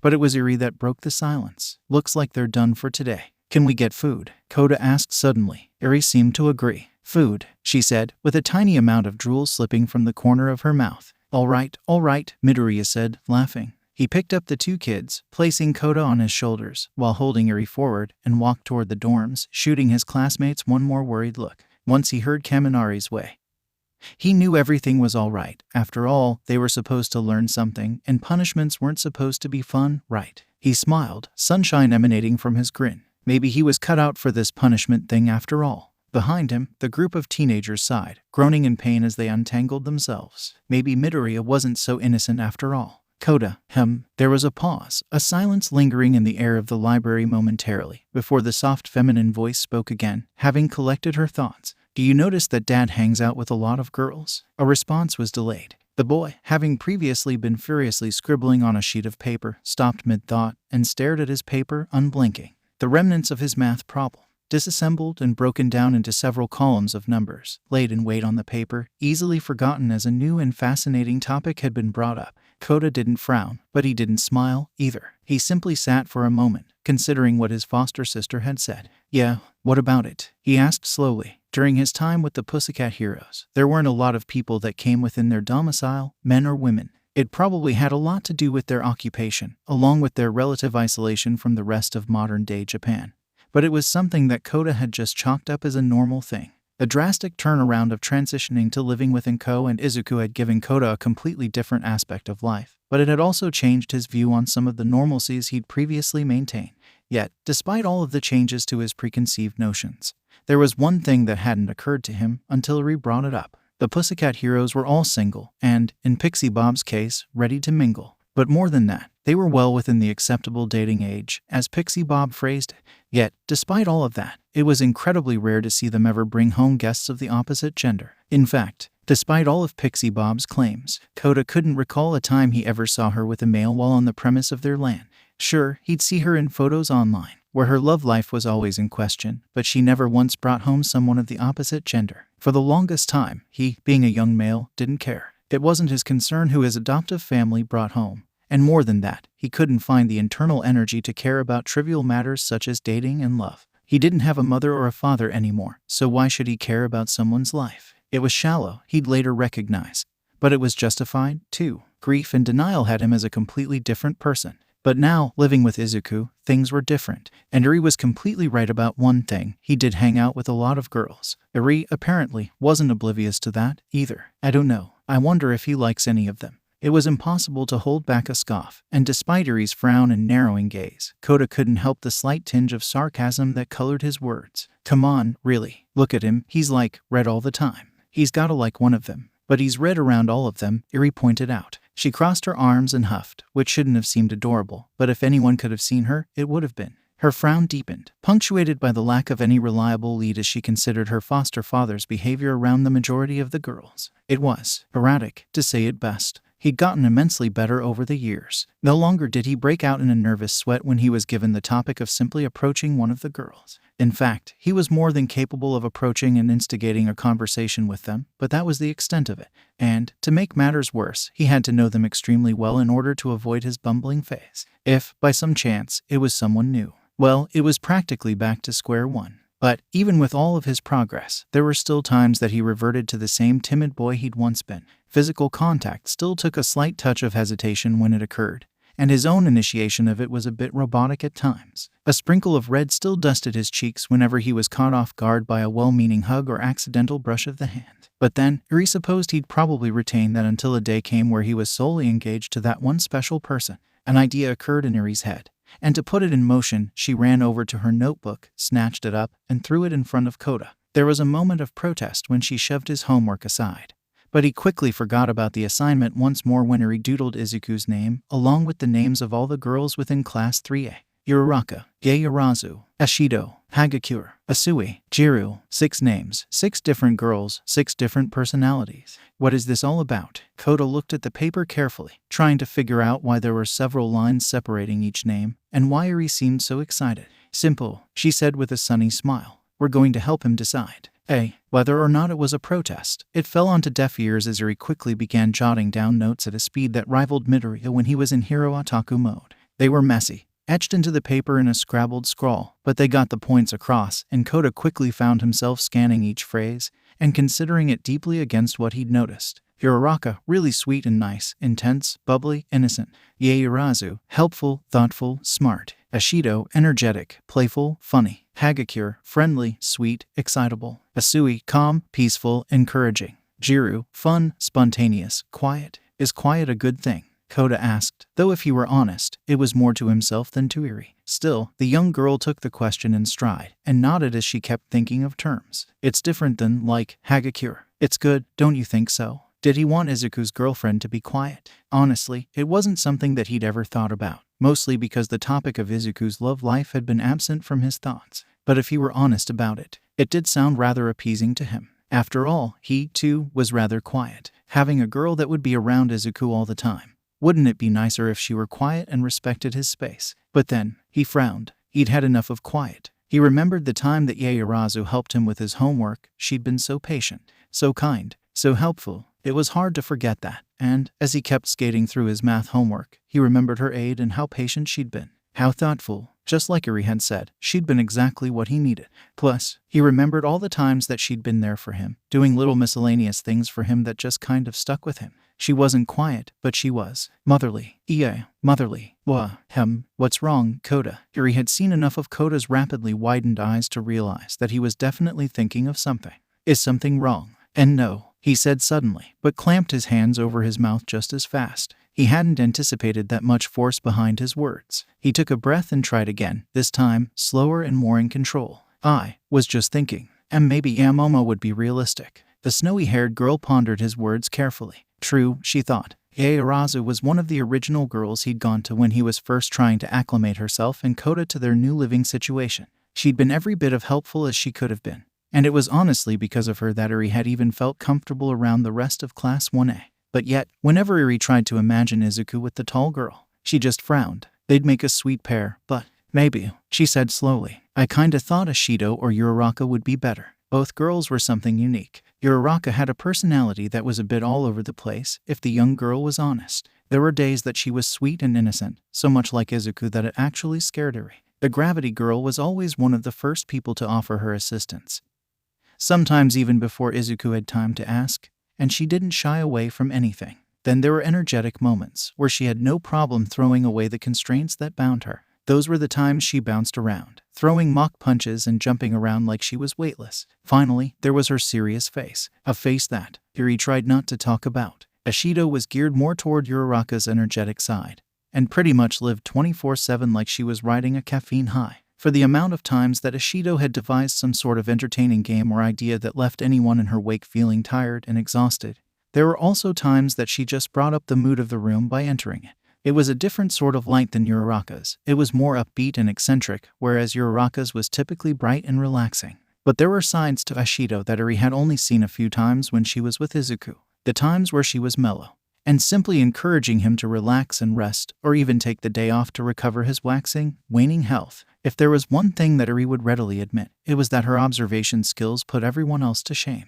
Somehow, the pink girl knew what people were thinking, and by extension, feeling, without having to talk to them. It was a trait that Ashido had, but Uraraka lacked. They both had their glimmering lining that Eri couldn't help but love. But she knew that one would have to be picked, and the other would probably feel pretty hurt about that. And that made the young girl's heart sink. She didn't want either of them to feel hurt. She wanted them to be happy. She wanted to be happy. Ashido can be scary sometimes. And Uraraka is, I don't know, kinda like a kid, too. It wasn't like he was insulting them. He loved them too, Eri knew that. But she couldn't resist the defiance that shimmered within her eyes, nor could she help the defensive side that seemed to jump at the accusation that he knew better. So what? That doesn't make them less qualified. Koda folded his arms, not rising to the bait like Eri thought he would. Sometimes, it surprised her how calm he could be when he was deep in thought. His gaze deviated upward as he pondered, bouncing his leg up and down rhythmically. So why not Jiru, or Hagakure? Jiru's like a cool aunt. Plus, she's been eyeing up Kaminari since she introduced you to the drums. Kota paused, before nodding and conceding. Eri kept going. And Hagakure is kinda like an older sister. Then there's Jiro. What about Asui? Eri put her finger to the corner of her mouth, tilting her head slightly as she did so. She's not here a lot of times. She has to go home to take care of her siblings, you know. Kota froze momentarily, pondering a thought, before he spoke up slowly. Wait, I thought we were talking about a girl for Izuku. We are, Eri said, confused. Then why does it sound like you're justifying it like something else? Up until that point, Eri hadn't realized it. She'd simply been justifying the positives and negatives in her mind. Everyone had them, and she still loved everyone the same, but she wanted to be rational about everything. Yet, without knowing, she'd done the same thing that Kota had done. It had started out as picking out the ideal girl for Izuku, but it had evolved into something more. She, too, was picking out the ideal motherly girl. A flash of red heated her cheeks, but even so, the young girl stood her ground, refusing to admit her fault. She crossed her arms and stuck her lip out in a familiar pout, but didn't back down from her stance. Besides, she was committed. I am not justifying anything. I just think that Ashido or Uraraka would be best for him. Kota's eyes narrowed as he felt a familiar desire creeping up within his chest. The desire to be right, no matter what he had to say or do. Typically, Midoriya would stop him, and Eri, before it got too out of control. But he wasn't present right now, ergo. There was no one to defuse the situation. And Kota knew what was happening. How could he not? This wasn't a brand new feeling. He and Eri clashed from time to time, especially as she became more outspoken and confident. It was just a matter of being kids. They both wanted to be right. Ashido is too. T2. He stumbled for a second, unable to come up with the words. Too much. It wasn't often that Eri fought back. Kota knew that. She typically would become frustrated and huff off, looking for Midoriya to justify her thoughts, in which Kota would follow her grumpily, ready to defend himself. He had always been the vocal one, willingly to defend his thoughts. He'd been doing it for so long that it just felt like a second nature. This time, however, something must have compelled her, because Eri didn't flinch in the face of the brewing fight. In fact, her ruby eyes glinted, and she seemed ready to defend herself. It unnerved the young boy, not because he was scared, but because she'd never done it before. I'll prove you wrong. Ashido and Izuku are way better together than anyone else. She added a stomp of her foot for emphasis. Kota didn't back down either, rounding up his homework and snorting loudly, locking eyes with his foster sibling. And I'll prove you wrong. Iamomo is the best. Fine, fine. They gave each other more firm glance, promising action in their intense looks, before turning away from one another with emphasis and walking out different exits of the library. Nobody paid them any heed, mostly because everyone was locked within their own cluster of assignments. But simultaneously, in a different part of the school, Midoriya felt a chill run down his spine, like a foreboding warning had descended upon him. He blinked, looked around, and slowly returned to his training, unaware of the brewing storm. Days had passed, and if Midoriya were an honest man, he'd admit something was different. Thankfully, he was an honest man, and so he had no problem admitting that exact thing. Steadily, if not hesitantly, Eri and Kota had been bringing Ashido and Yaoyorozu around more frequently, and at times he least expected it. The days that they came home from school, they'd almost instantly go to one of the two girls and bring them over, before going on about their day. At first, it was nice to see, but then, he paid a bit more attention. There was an unspoken battle that seemed to be brewing between the two. He couldn't place his finger on what they were fighting about, but there was no ignoring their defiant and stubborn looks that they threw at one another. On the rare occasion they didn't have one of the two girls locked at the hand. They were too busy giving each other the stink eye to pay much attention to him. It was concerning. He wasn't exactly sure how to go about bringing it up, though. Ordinarily, he'd address the problem head-on, and it would be resolved within a few hours. But this felt different. It was more than just a battle between kids. It held actual heart behind it. And that changed his approach. He'd been tempted to talk to Ashido and Yaoyorozu about their thoughts, but with UA loading on the coursework, he found himself slowly drowning against the various text and homework assigned nightly, and he couldn't catch either of them alone for enough time. He considered shooting them a text message, but if he was honest, he wanted to talk to them more. Finishing up his set, he sighed. He pushed the matter to the back of his head. He'd just have to be blunt about it, it seemed. If Kota and Eri were fighting, then ultimately, the issue fell to him to resolve their growing schism before it got out of hand. When Midoriya had finished racking his weights, he stretched out, grunting lowly as he felt the familiar pump in his arms keep his appendages taut and firm. It was an intoxicating feeling, he mused, his thoughts dancing away from the problem burning on his brain.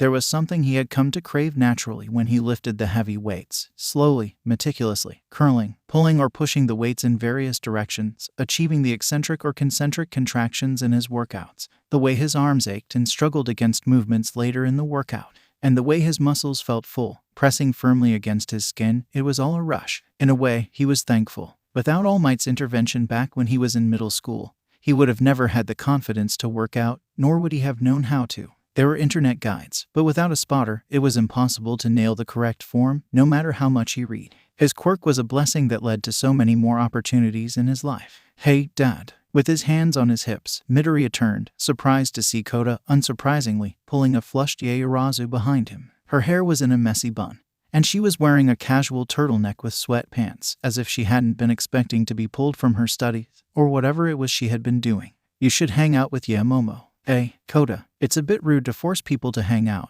Yaoyorozu protested, though she didn't seem opposed to the idea. She eyed Midoriya carefully, not at all flustered by his sweaty appearance. Even though she'd been coerced into seeing Midoriya more than usual, she was never against seeing her quiet classmate and spending time with him. Really, he was one of the few people that didn't leave her exhausted or pulling her hair out by the end of the day. While she wasn't bothered, that didn't mean Midoriya wasn't, though. It wasn't like he was particularly bothered by it, but he tended to try to avoid anyone until he'd showered, since he knew how sweaty and disheveled he could look afterward. "Why yeah, I gotta shower first." "Okay, then just hang out afterward," Kota stated casually. His look was blank, but it was innocent, and Midoriya's surprised gaze softened. There was no rhyme or reason to his request, and for a second, he wondered, maybe there was something going on in the background in Yaoyorozu's life. He hadn't noticed Momo acting strangely, but that didn't mean she didn't have something on her mind.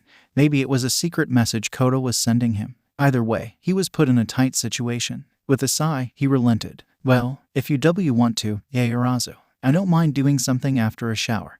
We could review for the structural integrity chapter that Power Loader is going to quiz us on tomorrow." The tall girl smiled, despite herself. "I suppose that'll work. I was planning to study that in a bit, anyways. Company might do me some good." "Cool, then let me just Midori. The teen blinked, his vibrant green eyes going wide as a pink blur crashed into him. A large grin rested on her face as she nuzzled into his chest, bouncing up and down happily. What? Ashido pulled back momentarily, her amber eyes gleaming happily, matching the smile she wore. Positive energy radiated off her being like heat from a lamp, enveloping Midoriya in a cocoon of warmth.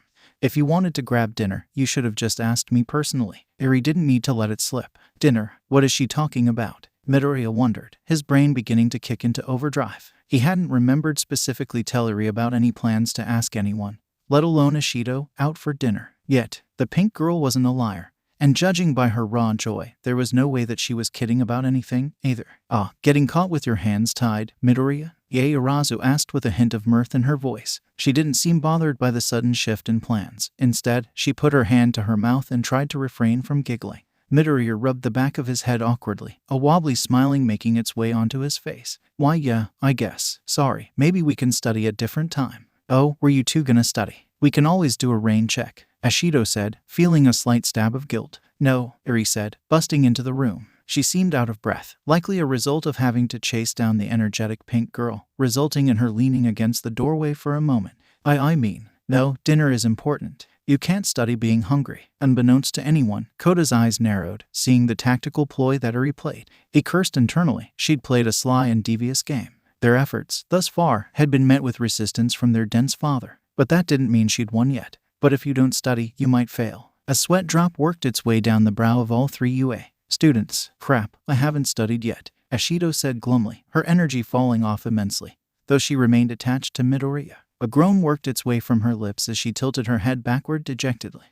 Well, why don't we all get food? Then study afterward," Yaoyorozu offered thoughtfully. Ashido's eyes lit up happily, her energy returning once again, and released the green-headed teenager as she bounded up to the tall girl, sparkles in her eyes. "That's a good idea. You're the smartest, Yamomo." Yaoyorozu simply took the compliment, but awkwardly laughed, trying to wave it off. "It's nothing, just a bit of rational thinking." "But, Ashido, don't you want to get dinner with Izuku alone?" Eri asked quietly, trying to keep her voice from reaching everyone. The pink girl smiled, leaning over to whisper in the young girl's ear. "Sure, but that can always happen a later night. There's nothing stopping us from tomorrow or something." "Yamomo," Kota paused, struggling to come up with something to say. He deviated his gaze, trying to curb his rising frustration as nothing came to mind.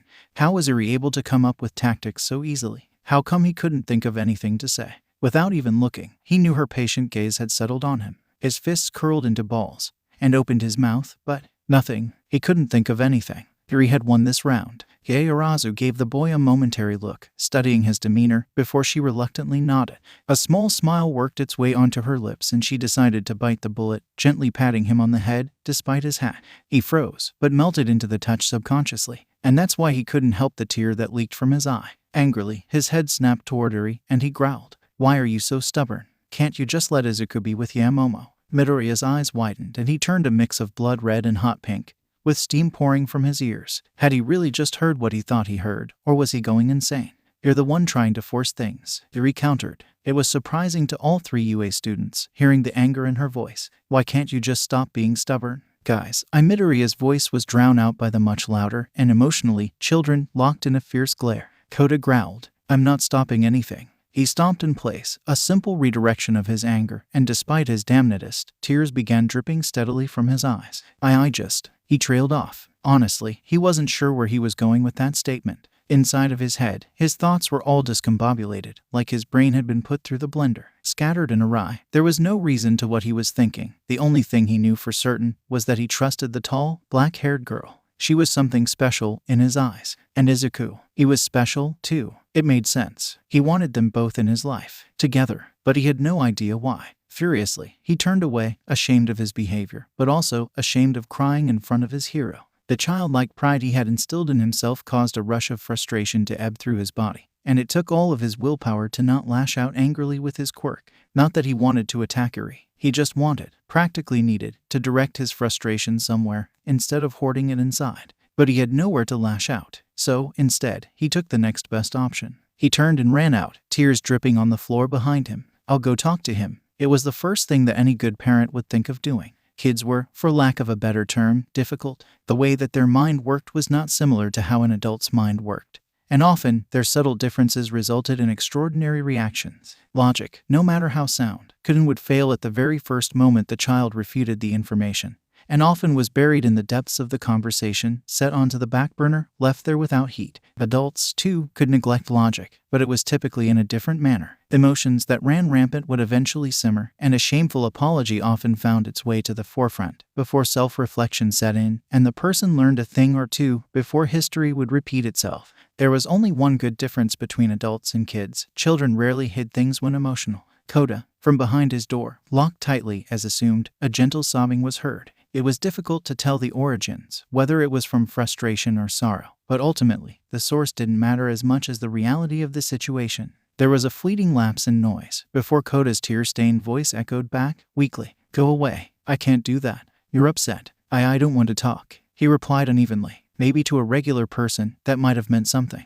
Maybe a regular person would have been deterred, keenly aware of the fact that a child's patience could be remarkable at times. Maybe a regular person would have sighed and simply walked away, with a soft reply of, "Okay, I'll be back later," only to return and find nothing had changed. Maybe a regular person would have done that, but the heroics course didn't preach giving up. That wasn't plus ultra. "That's fine, I can wait." A moment passed, and there was no change. 2 minutes, then 3. There was no reason to keep track of time, for it was only a matter of time. Be it minutes, days, weeks, or years, the door would eventually open, and Kota would eventually come out. A jingle of the doorknob indicated patience's virtue had shone through the uncertainty once more, as the door creaked open, and Kota peeked through the valley, eyes red. He opened his mouth, but closed it just as fast, obviously uncertain of what to say. His gaze averted, suddenly finding much more interest in the floor, and he mumbled lowly, "Why? Why what? W.Y. Yamomo." The tall girl sighed, a sad smile crossing her lips. Her silky black hair, not restrained by any ponytail on this given day, was swept behind her ear with a gentle rake of her fingers, and she contemplated where to begin. Part of her heart said to simply comfort the boy, ignoring words and logic, but the other part of her heart knew that the answer needed to come out. But nobody ever said she couldn't compromise. Kneeling down, she opened her body language, and her smile grew a slight bit larger, inviting the boy into a hug, which he gladly accepted. His head buried into her shoulder, and while he didn't dampen her shoulder, he simply shook with silent, frustrated sobs. Her heart ached for the boy, unable to fully relate to his predicament. Her parents had always been around, even for as busy and as regal as they were. They'd always found the time to care for her younger self, even skipping out on business trips in order to spend additional time with their little grade schooler. As Momo's quirk developed, a stark contrast from both maternal and paternal sides, they specifically took care to help the young girl develop her quirk safely within the confines of their mansion. Despite all of the assistants and maids, and any type of specialist the family could have ever wanted, it felt more personal to help her learn the quirk herself. And for both of Momo's parents, Kota, on the other hand, was significantly less fortunate. He'd been raised by professional heroes who didn't have the same luxuries as her parents did. Calling out of something for the Pussycat heroes could mean somebody's death, and that was a lot of weight to shoulder, no matter who you were. For Kota, he'd always come second, even if he needed to come first. Living with Midoriya had been beyond therapeutic, and there was nothing in Momo's mind that told her it wasn't necessary, too. He'd finally been given a reliable father figure and had plenty of positive role models surrounding him. But the heart was unwillingly greedy, and before Kota knew it, he'd been pining for the last piece of the puzzle. A mother. I can't tell you that, Kota, Yaoyorozu said softly. Her hand fleetingly went up to Kota's hair, but when he stiffened subconsciously, she slowly moved her hand to his back and lightly stroked her fingers against that instead. Truly, her heart ached, and another pang of pain flashed through her soul as the poor boy sniffled. I don't want you hate me. Or Midoriya. I wouldn't hate either of you. Why would you think that? Because I forced you two into weird spots. It took almost all of Momo's willpower to avoid giggling, recalling several instances in which she had ended up in weird instances with not just Midoriya, but a majority of her class. Frajiro, who'd never seen a bare set of breasts, he'd been beyond embarrassed when Yaoyorozu's uniform had been shredded by her quirk. And for Takoyami, who did not do well in tight spaces, only to be stuck inside of an airbox provided by a member of Class B during training, she'd had to awkwardly comfort him as he nearly hyperventilated. The past few days had been odd, and Midoriya, as a whole, emitted awkward as part of his existence, but they'd been far from unpleasant. Spending time with the two of them, irretypically off and about, had been, well, fun. Aizawa's workload had done little to convince her to be more social, but with Kota's intervention, she found herself laughing during times she'd thought she'd be stress-crying. With the revelation that had recently occurred, Momo now realized she'd seen less of Eri because the young girl was trying to fulfill her own goals, and she felt herself torn. Both kids needed something, and they both wanted something else. How was she to fix that? Kota, it's okay. She squeezed the boy a little tighter within her grip. You didn't do anything wrong. There's nothing to be sorry for. She meant it, of course. He was still young, no matter how much he'd been forced to endure. At heart, he could feel as old as he wanted, but at the end of the day, despite however mature he felt, he was still but a child. A child who, for all that he knew, didn't know any better. It hadn't been malice that drove the young boy to do anything. Thus, Yaoyorozu didn't see anything wrong with his thoughts. Were they manipulative? Possibly so. Was that concerning? Maybe a touch. But was she mad? Could she even be mad? He'd done nothing but coerce the two UE students together during times when they were not engaged to a prior activity. And for that, she felt little room to feel anything negative. There would be a day when being just a child would no longer work in his favor, and those days of flippantly ignoring the boy's behavior would vanish, as people would dote on his temperament daily. But, for now, Yaoyorozu was committed to being as helpful as she could to both Kota and Midoriya. Because honestly, she couldn't stand around idly and let the boy think he wrong for wanting something as simple as a mother's love, even if, in her own personal opinion, she was far too young to be a mother. We'll speak about your. Yaoyorozu paused momentarily, considering her words carefully. Tactics later, but for now, why don't you tell me why you felt the need to compete with your sister? Kota wriggled out of the hug, and as he did so, appeared incredibly embarrassed as he averted his gaze. He mumbled something unintelligible under his breath. What was that? He sighed. I just wanted to be right. I feel like people side with Eri more, cause she's, I dunno, a girl. Yaoyorozu frowned. Truthfully, he raised a valid point. He was often overshadowed by his sibling, but it was less due to her gender and more due to her habit of appearing cuter in the eyes of the beholders, which, oftentimes, was the girls anyways. Her shimmering ruby eyes against her snow-white hair made her a very photogenic model, and she was often found smiling, or looking wide-eyed, innocent at the lens when the camera was turned on her. Kota, on the other hand, had a perpetual habit of escaping the limelight by either scowling at the camera, or purposely ducking out of the way. While he, too, had his adorable moments, they were farther and fewer between, which in a child's eyes could cast the illusion that they didn't matter as much. It was wrong, of course, but there was no easy way to explain that to an attention-starved kid. Explaining that wasn't exactly going to go easily. But Yaoyorozu had already come this far. She figured she could take a stab at it. Kota, it's nothing to do with her being a girl, you know. It's all about presentation. And you don't like being the center of attention, do you? The boy was silent, processing the question before he slowly shrugged. I don't mind it. I just feel weird. She almost rolled her eyes. She couldn't imagine who he got that trait from. And it's okay to feel a bit strangely about that sort of thing.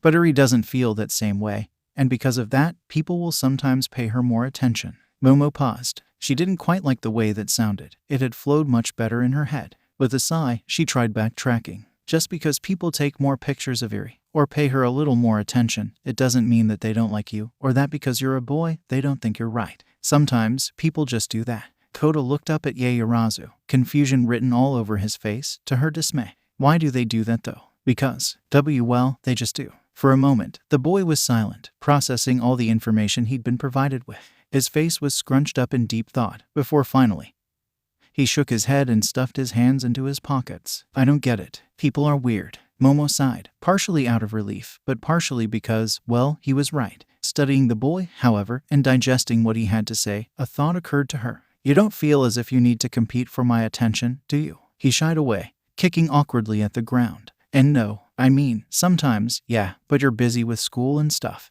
That was only natural, of course. She was, after all, enrolled in Japan's most prestigious hero course and was the vice president of her class. While it didn't please her to be overly busy when there were people that genuinely wanted to spend time with her, there was also no avoiding the fact that sometimes she'd just be consumed by her workload. And there was only one way around that. Her friends, for the most part, had come to accept that.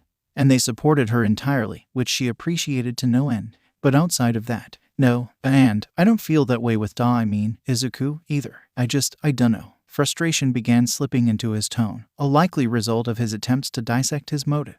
Sometimes, I feel like Eri gets everything. And I don't. Oh, Yaoyorozu blinked, but cursed internally. She didn't have any siblings, thus, that problem had never existed in her world. Furthermore, her parents were capable of supplying her with whatever she wanted, whether that be something monetary in value, or sometimes just quality time. Well, what is it that you want? Silence. I don't know. Resisting the urge to giggle, Yaoyorozu took Kota by the hand, gently leading him back to the living quarters, where she knew Izuku to be waiting. Come, I'm going to show you that the only thing you need is waiting for you. The awkward silence that had followed Kota's sudden departure was, for lack of a better term, deafening. Yaoyorozu quickly whispered something to Midoriya, who quickly whispered back and nodded with a soft smile. The whole time, Mina and Eri were equally in the dark. Though only Eri was unaware of what was being discussed. She looked from Ashido to Yaoyorozu, over to Midoriya, and then back to Ashido, hoping that at least one of them would provide her with some sort of information. But when the tall black-haired girl walked after Kota, and Midoriya frowned after her, deep in thought, she felt guilt creeping up on her. She didn't know why she felt guilty, though. It wasn't as if she'd done anything to hurt Kota, or to make him cry on purpose. He'd challenged her, and she'd responded. For as long as she'd known the boy, he'd always been the one to push her buttons, trying to rile her up for a reaction, and she knew that. She wasn't daft. She knew exactly what he was doing, and each time, she felt as if just going to an adult was the easiest solution. It wasn't as if he was being malicious, though. Their personalities collided, time and time again. As much as he loved her, and she loved him, there was always a brewing storm when it came to the things they wanted, to the things they believed in, and how they went about getting those things. Midoriya had sat Eri down and spoken to her individually about the struggles she might face moving forward. While he'd made it clear that it wasn't certain that she'd be faced with it, he'd also warned her about the possibility of people pushing her because of her quiet and reserved nature. At first, she hadn't the slightest clue what he meant. Why would anyone take advantage of her being shy? It didn't make sense, though. That didn't make it any less imaginable. Her father, for instance, had already taken advantage of her. She knew the world was a cruel place, but even so, it didn't make sense. Who would take advantage of such a small thing? She'd later learned that it wasn't the same. Her emotions and personality weren't being used, per se, but they were being exploited, as kids would coerce her to side with them in arguments that she had no opinion in, or to belittle her own opinion in something else. At first, she'd cried, fat, frustrated tears rolling down her cheek as she tried desperately to hide herself from view. Then, finally, she began learning she needed to push back if she wanted to avoid being pushed in the first place. Ashido had been the one to teach her that. The young girl could still clearly remember the day that her and Kota had gotten into an argument. The origins being trivial in nature, but, like most arguments, Kota had the upper hand and forced her into a corner, where she began huffing and puffing as tears crept up in her eyes. She'd escaped the situation, Kota frowned and sulking behind her, but she'd run directly into Ashido, who'd witnessed the whole thing. Instead of going to force Kota to apologize, and vice versa, Ashido pulled her aside and let her cry her feelings out. Then, she did something surprisingly helpful. She taught Eri to fight back. You can't let him just say that stuff, you know? Just cause you're smaller and quieter, it doesn't make your opinion wrong. You gotta stand up for yourself. With a giant smile, Ashido offered advice that Eri would later come to hold close to her heart. If it's something you believe in, stand up for it. There might not be wrong opinions, but there are wrong ways of sharing that opinion. When your heart backs up your brain, trust me, it's worth pushing back. Just think of it like a dare. Only, you're daring them to do something to prove themselves. You'll have to prove yourself too, which means you gotta be brave. And I know you're brave, you can do it. And she had done it. She'd been brave. She'd stuck up for herself and for her beliefs.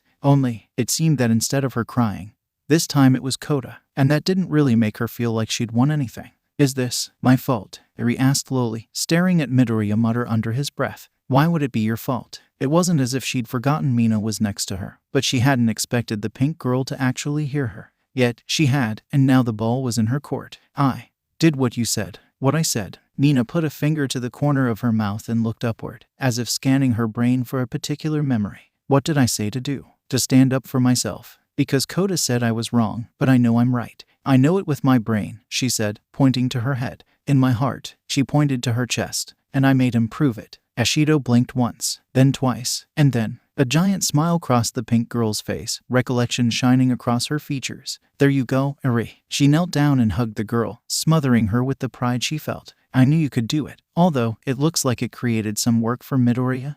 Ashido said with a guilty smile plastered on her face as she pulled back from the hug. Eri, though, wasn't smiling. But I feel bad. I didn't mean to make him cry. I just wanted to prove I was right. Well, Kota's just a bit confused right now. And, don't forget, he also thought he was right. Remember what else I told you. There might not be wrong opinions. Kota isn't wrong, and neither are you. It's just, you stuck to your guns. And I don't think he expected that response. Both girls looked in the direction that Kota ran off in, Eri looking more worried than Mina. Ashido knew that Yaoyorozu would break through to him. She was good like that. Without even knowing the full story, Ashido already saw the telling signs of a competition, and could see what it was that they were debating. And, frankly, it made Mina's heart sore that Eri saw her like that. But it also made her feel a smidgen bad that it conflicted with Kota. Both kids had endured rough rides already. Determining who had the rougher life was impossible, and completely up to the judger. They'd both suffered far too greatly in their young lives, and Midoriya was the first great thing that had happened to either one of them. They both deserved whatever happiness was out there, and Ashido was sure that Midoriya would find a way to grant them that happiness. The only problem was the whole mother situation. Typically, children didn't dictate who their father would end up getting with, simply because they wanted her as a mother. It was typically the single parent establishing an interest in the other party first, and then the kids would be introduced into the picture. This was backward, and also mildly concerning. Midoriya was stuck in a situation that, for better or worse, he might not even want to be in. There was no promise he was romantically interested in either herself or Yaoyorozu, like his children were imaging. Forcing himself to be with them would only complicate matters more when there was a loveless relationship in place, destined to crash and burn, inevitably creating more strife in the life of the kids. Ultimately, it was a bad place to be, again, assuming he had no romantic interest. If he did, then things were different. But someone was going to end up disappointed. And that was yet another concerning part, especially since it was clear that both children had differing opinions.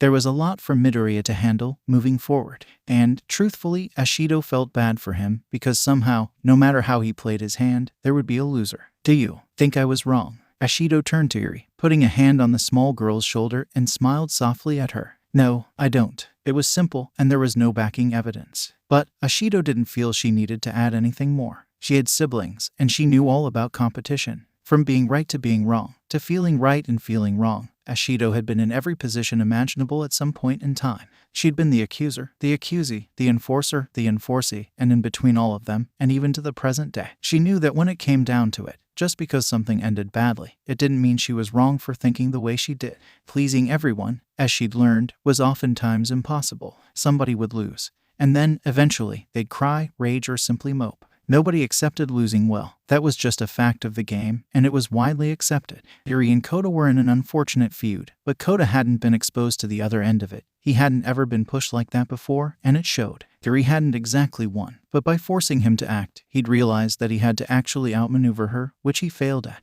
Mina sympathized with him. She'd been outplayed by her brother and sisters on so many occasions, it humbled her to remember them. But, in every loss, she learned an important lesson. Whatever she wanted, she had to want it more than the other person. It would be a telling lesson for her, moving forward. I hope Kota feels better, Eri mumbled. He will, I promise. Ashido ruffled Eri's hair gently. Come on, let's go wait in the common room. With Yamomo on the case, I bet he'll be down in no time. As it turned out, Ashido was correct. The time from their arrival in the common room to the time it took Yaoyorozu to come, hand in hand with Kota, was almost no time at all. Midoriya, to his credit, gave Kota a warm hug, before slipping over to Eri and giving her an equally warm hug, which she returned gratefully. All parties took a seat on the couch, the room going silent. Thankfully, none of the other residents were downstairs. It appeared they were off on their own, studying or training.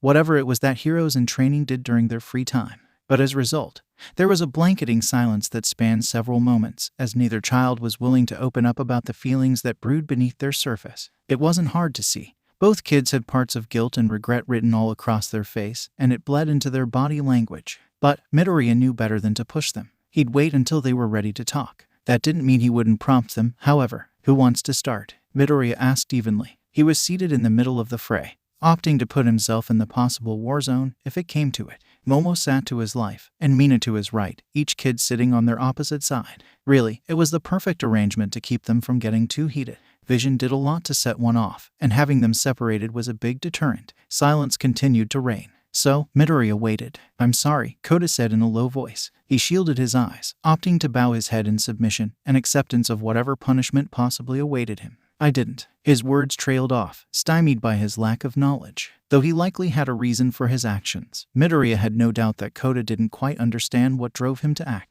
It was a consequence of being young. There wasn't always a concrete, finite driving force in the decision-making process. The young Midoriya hardly had forgotten his own childhood, and those decisions he made as a youth. While a majority had been harmless, there were a few that had stuck with him and likely affected his friendship with Kakin.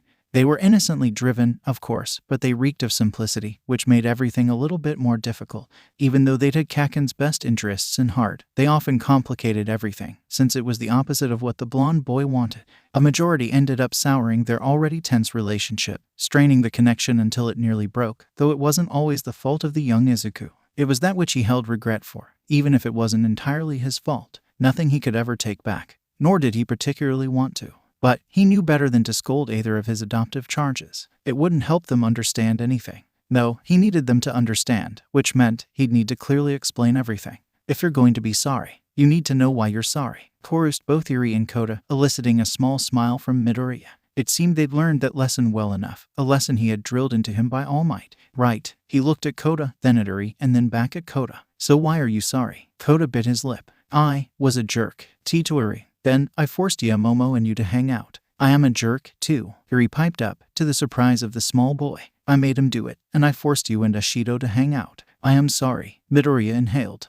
That's nothing to be sorry for. Both kids looked up at Midoriya. You two have lived hard lives. I know that I'm guilty of wanting the same things you want. Sure, my mom is the best. Izuku smiled fondly, thinking back on all the times his mother had taken him to a comic store, or written hero journals with him, even going as far to help teach him how to draw. But I can't say I didn't want my dad around. This time, Yaoyorozu and Ashido looked at him with wide eyes, as well as Eri and Kota. It seemed as if there was a unanimous ceasefire on all sides as the topic of Midoriya's father came up. As far as either of his two classmates were aware, the issue had stayed locked away in a place that no one dared go. Bakugo was the only person with any historical knowledge of Izuku and his mother, and whatever knowledge he had of Midoriya's missing father had stayed privy to only his knowledge. Nobody had the courage to bring it up to him, and he'd never seen fit to bring it up, thus keeping it hidden away. I never really knew him. My mom told me he's alive, he's just working, but to a kid, that doesn't really mean anything. Sometimes I'd see my classmates with their dads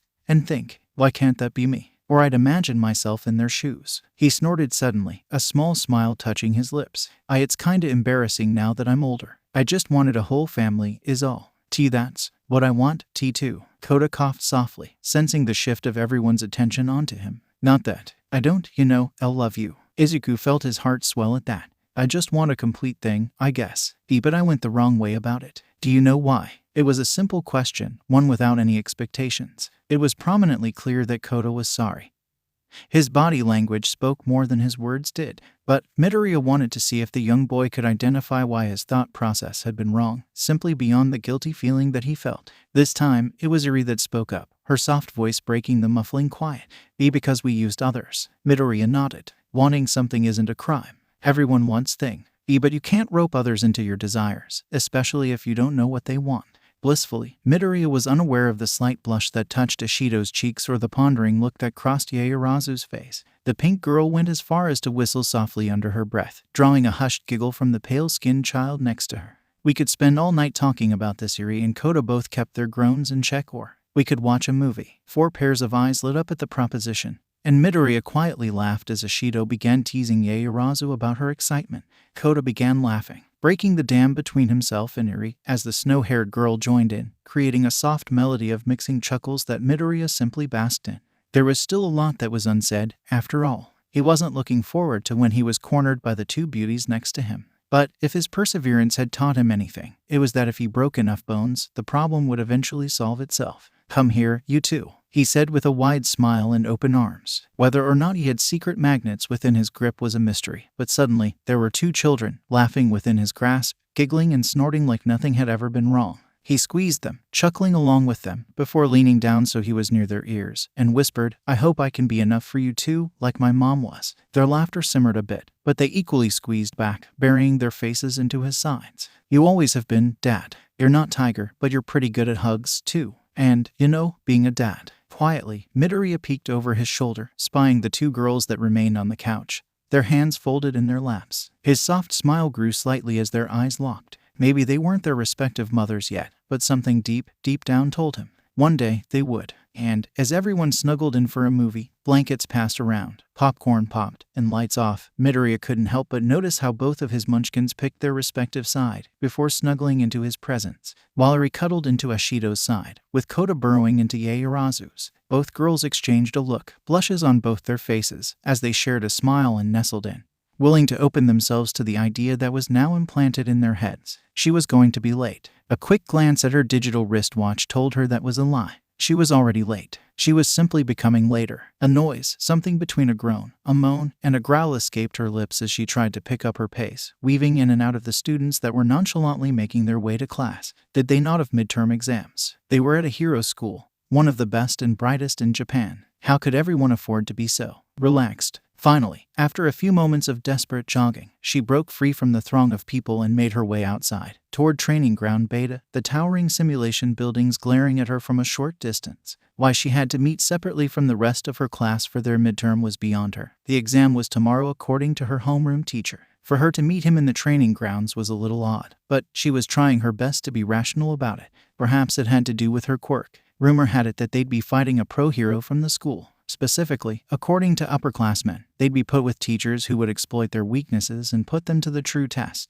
Nobody had anything good to say regarding their memories of the midterms, and each year, the mood around the hero course turned a bit more anxious as dread began to build up in those that had already experienced it, while anticipation of the unknown built up in the first years. However, Eri would be lying if she said she felt the same nerves that everyone else felt. She wasn't a cocky person, at least, not to her knowledge. Perhaps she had instances where her confidence bordered that line, but she did her best to ensure she didn't cross it. But she had advantages and unfortunate experiences that the rest of her class really didn't have. Perhaps part of the reason she was being summoned involved her standing at the top of the class. Maybe it was that they were having a tough time finding a weakness for her quirk, rewind, or at least an exploitable weakness. The danger factor of her quirk was clearly its greatest weakness, and if she even momentarily lost control, she knew someone's outcome would likely be fatal. But beyond that, rewind was one such quirk that Eri didn't think could be readily tested by the school. She hummed quietly to herself, mildly frustrated she couldn't come up with some sort of sound theory,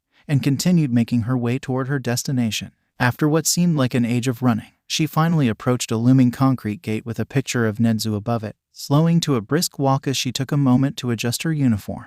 She let out a few huffs, trying her best to catch the little breath she'd lost, all while running her fingers through her straightened white hair. Satisfied that it wasn't a complete mess, she walked through the gate, and immediately began looking around for her homeroom teacher. "Eri, you're here, too." The white-haired girl spun to see a mop of auburn hair atop a rather timid-appearing teenager, along with another teen with spiky black hair, masked by a hat with 2 small horns. Both boys standing a fair distance apart appeared just as surprised as she felt. And judging by their stares, it didn't take her long to realize that they'd been spared some details that were slowly making themselves known. "Hey, yeah, Mr. Aizawa told me to meet him here." She frowned. In a matter of seconds since arriving, her initial bet of something quirk-related had already been proved false. With the involvement of Kota and Katsuma, she was at almost a complete loss. Regarding their quirks, Kota didn't have precise, immaculate control over his quirk, but it was relatively stable in his hands, and he rarely suffered any misfires. It also lacked significant detriment like hers did. Katsuma, on the other hand,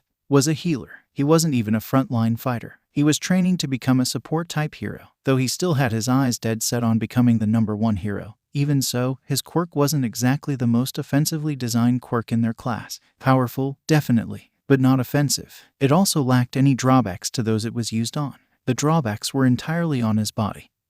He'd grow tired, using his own energy and stamina. A polar opposite of the late recovery girl, the once-upon-a-time school nurse. Whatever she'd been speculating, she now knew she was off base completely.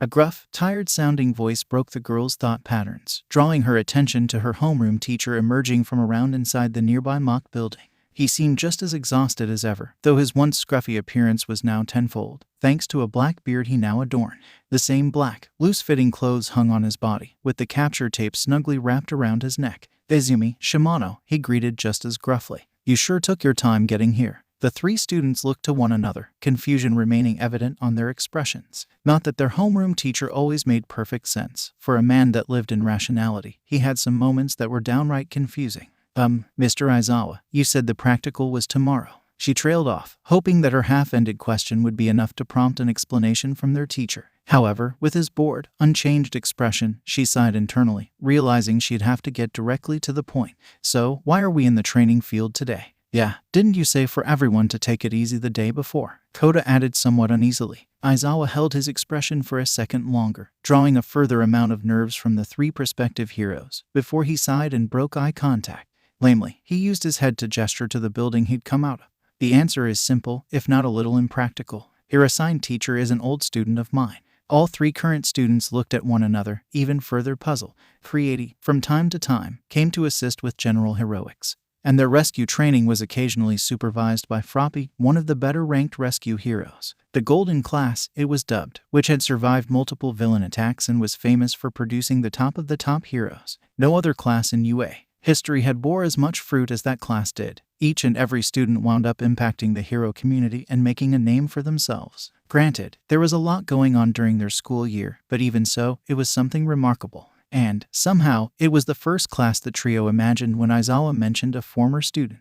It was the only class that seemed to remain involved with their alma mater. And, while he'd never be caught dead admitting it, it was the one class that seemed to invoke a special little glint in Aizawa's eye when he mentioned them. He insisted on testing you three together, even though he isn't even a teacher at UA. Aizawa droned, a little drip of his annoyance leaking into his words. He then sighed for a second time, shrugging lightly as he did so, though the faintest ghost of a smile touched his lips. "But the principal okayed it for whatever reason. Is it Tagata?" Iri wondered aloud, putting a finger to her chin. From behind her, Kota shook his head. Doubtful. "Why would he want either of us?" he asked, gesturing to himself and Katsuma. He then narrowed his eyes disdainfully at Katsuma. "Especially him." The quiet boy next to Kota frowned, frustration appearing on his expression, but before he, or Iri, could interject, he drawled onward. "Besides, there's no reason to get us all involved. We don't have similar quirks, after all." "Lay off Shimano, Izumi," Iri warned lightly. The conflict between the two boys had yet to simmer since kicking off at the beginning of the school year. For some reason, everything Katsuma seemed to do just rubbed Kota in the wrong manner,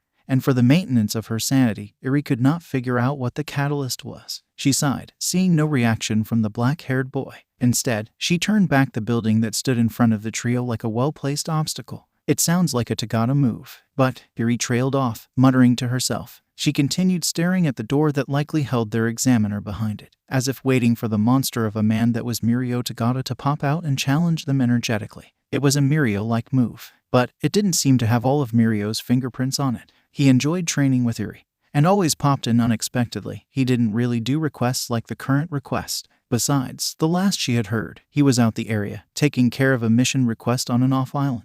If he'd finished the mission that quickly, which for a man of his caliber, it was always possible, then he would have at least said something. Right. The doors suddenly slammed open, or, more appropriately, came flying off their hinges. All three students immediately shielded their face out of instinct as the doors flew through the air, and were forced to close their eyes as a gust of wind came roaring out from the doorway. Beside them, Aizawa simply sighed and mumbled lowly. Of course he'd be theatrical. His mentor was just as impractical. Eri was the first to recover, her gaze shifting to the doorway, where the silhouette of a man stood tall and proud. Her eyes widened, and she felt a sudden spike in her heart race as a rush of excitement and nerves rushed through her veins as she took in the man's appearance that she'd come to know so well. There was no mistaking his tall but lean form, or the spiky mess of curls that made up his signature haircut. Eri, Kota, Katsuma, your opponent, just slightly behind her. Kota and Katsuma both took a step back, fear etching its way on their faces in an identical pattern as the voice that once inspired hope and confidence echoed deep in their minds.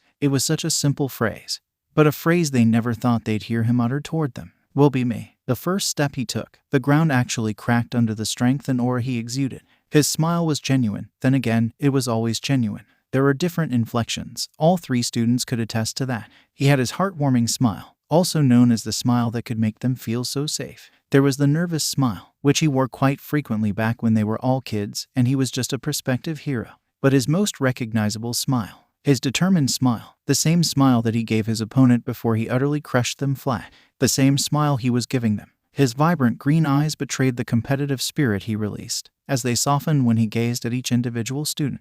I hope you're ready. This is going to be the hardest fight you've ever had. Just to emphasize his point, the powerful man formed a fist, his muscles bulging against his hero suit, further inadvertently intimidating the three heroes in training. Simultaneously, all three students had the same thought run through their head. Our fight is against the number one hero, Deku. The next day, when word had slipped that Eri, Kota, and Katsuma were fighting the number one hero in Japan, they were immediately assaulted by every member of their class in various stages of fright. It might have been somewhat endearing to Eri, but she was still coming to terms with the terrifying fact that she'd be going head-to-head with same man that was responsible for her independence and freedom. He was a significant reason she was still alive, let alone able to attend Japan's greatest hero school. He was also one of two reasons she applied to UA in the first place. Now that she was fighting him, it was as if all of her confidence had left her body, leaving the chilling sensation of fear and doubt. She spared a glance at Katsuma as the trio entered the viewing room, and found mild relief that he, evidently, was feeling the exact same as she was. In fact, by the amount of sweat pouring down his forehead, it was possibly he was twice as nervous. UMI, Shimano, you're up. Eri blinked, not even realizing that Aizawa had called her name to prepare for their trial. Katsuma slowly shambled to the doorway, fidgeting with the gauntlets of his hero costume, adjusting their position on his wrists. Everyone in the class gave him a look of pity, clearly glad that they weren't in his position. But, at the same time, they were apologetic. He was a kind kid, probably the sweetest in the class, if Eri were being honest. Soft-spoken, he reminded her a bit of Midoriya from what she could remember as a child.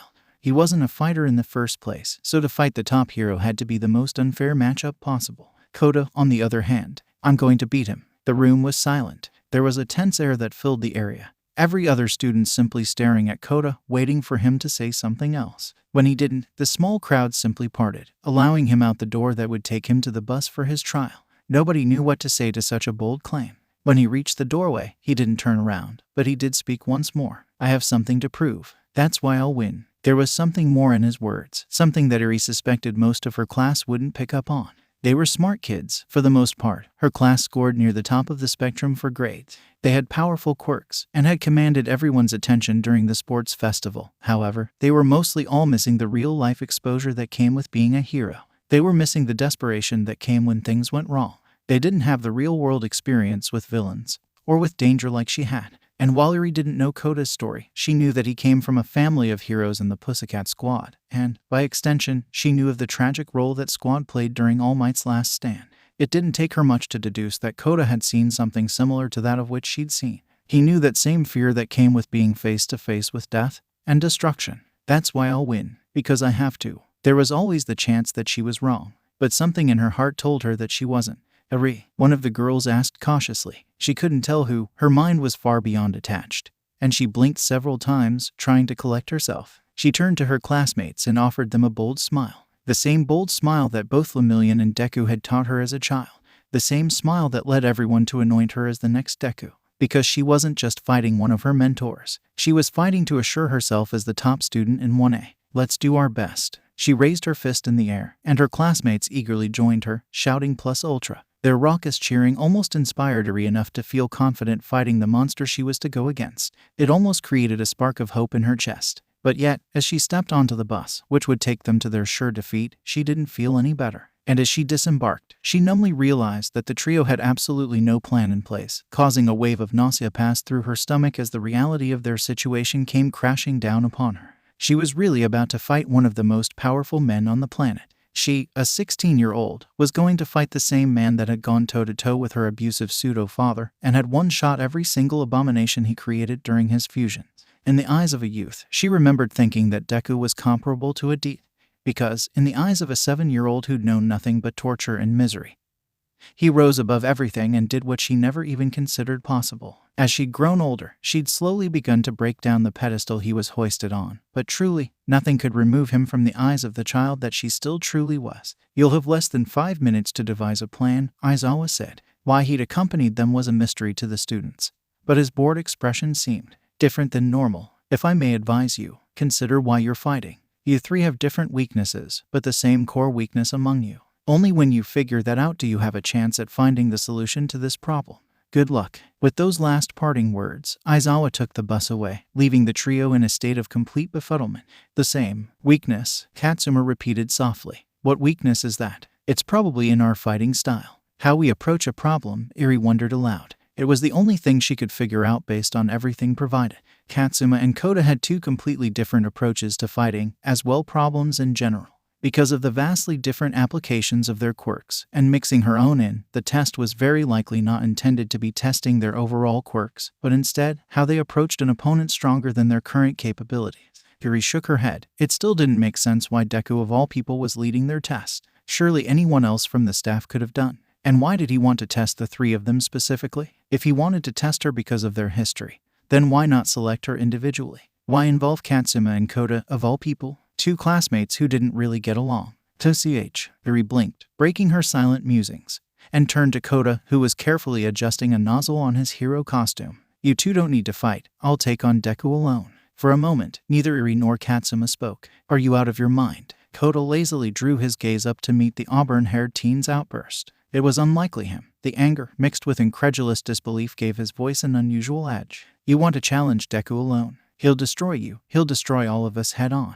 Then run away. It's like I once said, don't get in my way. I still won't tell you to quit, but I have to catch up. I have to prove myself. Prove yourself in another way. Hey, he'll just down you in one hit. You don't have the firepower to go head-to-head with him. Why not work with us so we can get away?" Eri had to admit, Katsuma was making far more sense than Koda was. Facing Deku in a one-on-one fight was akin to suicide, especially at their current power level. It wasn't just his quirk that made him fearsome, it was his analytical ability. He was faster than all three of them put together. He was stronger. He was smarter. He was, all in all, the literal top hero because he was unrivaled. Even both of Deku's former classmates who had previously been above him during his time at UA could no longer keep up with the raw power he exuded.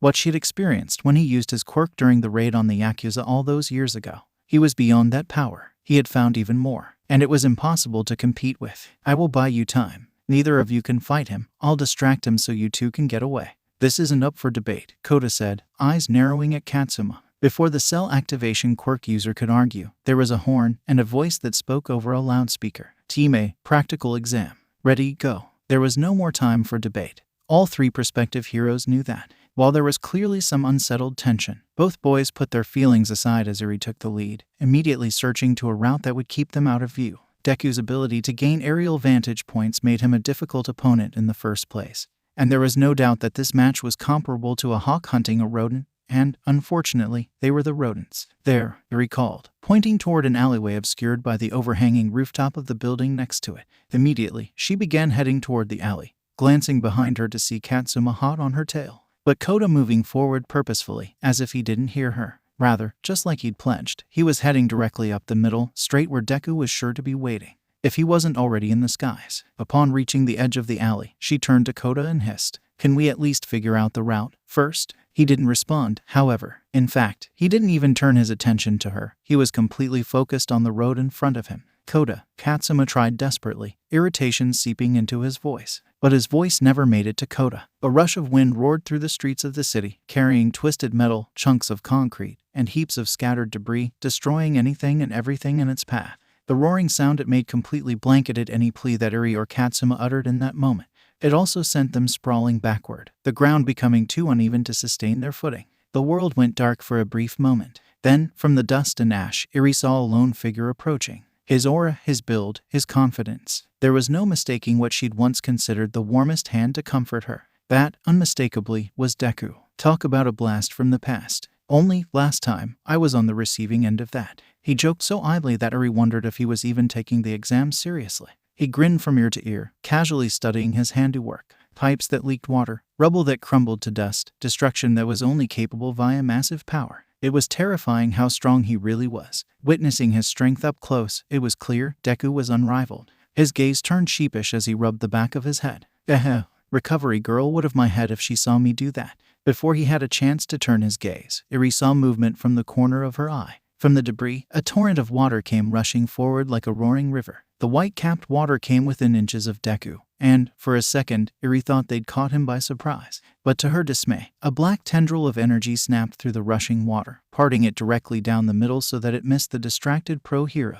In that moment, Eri realized he was completely focused. It was a mistake to assume he wasn't.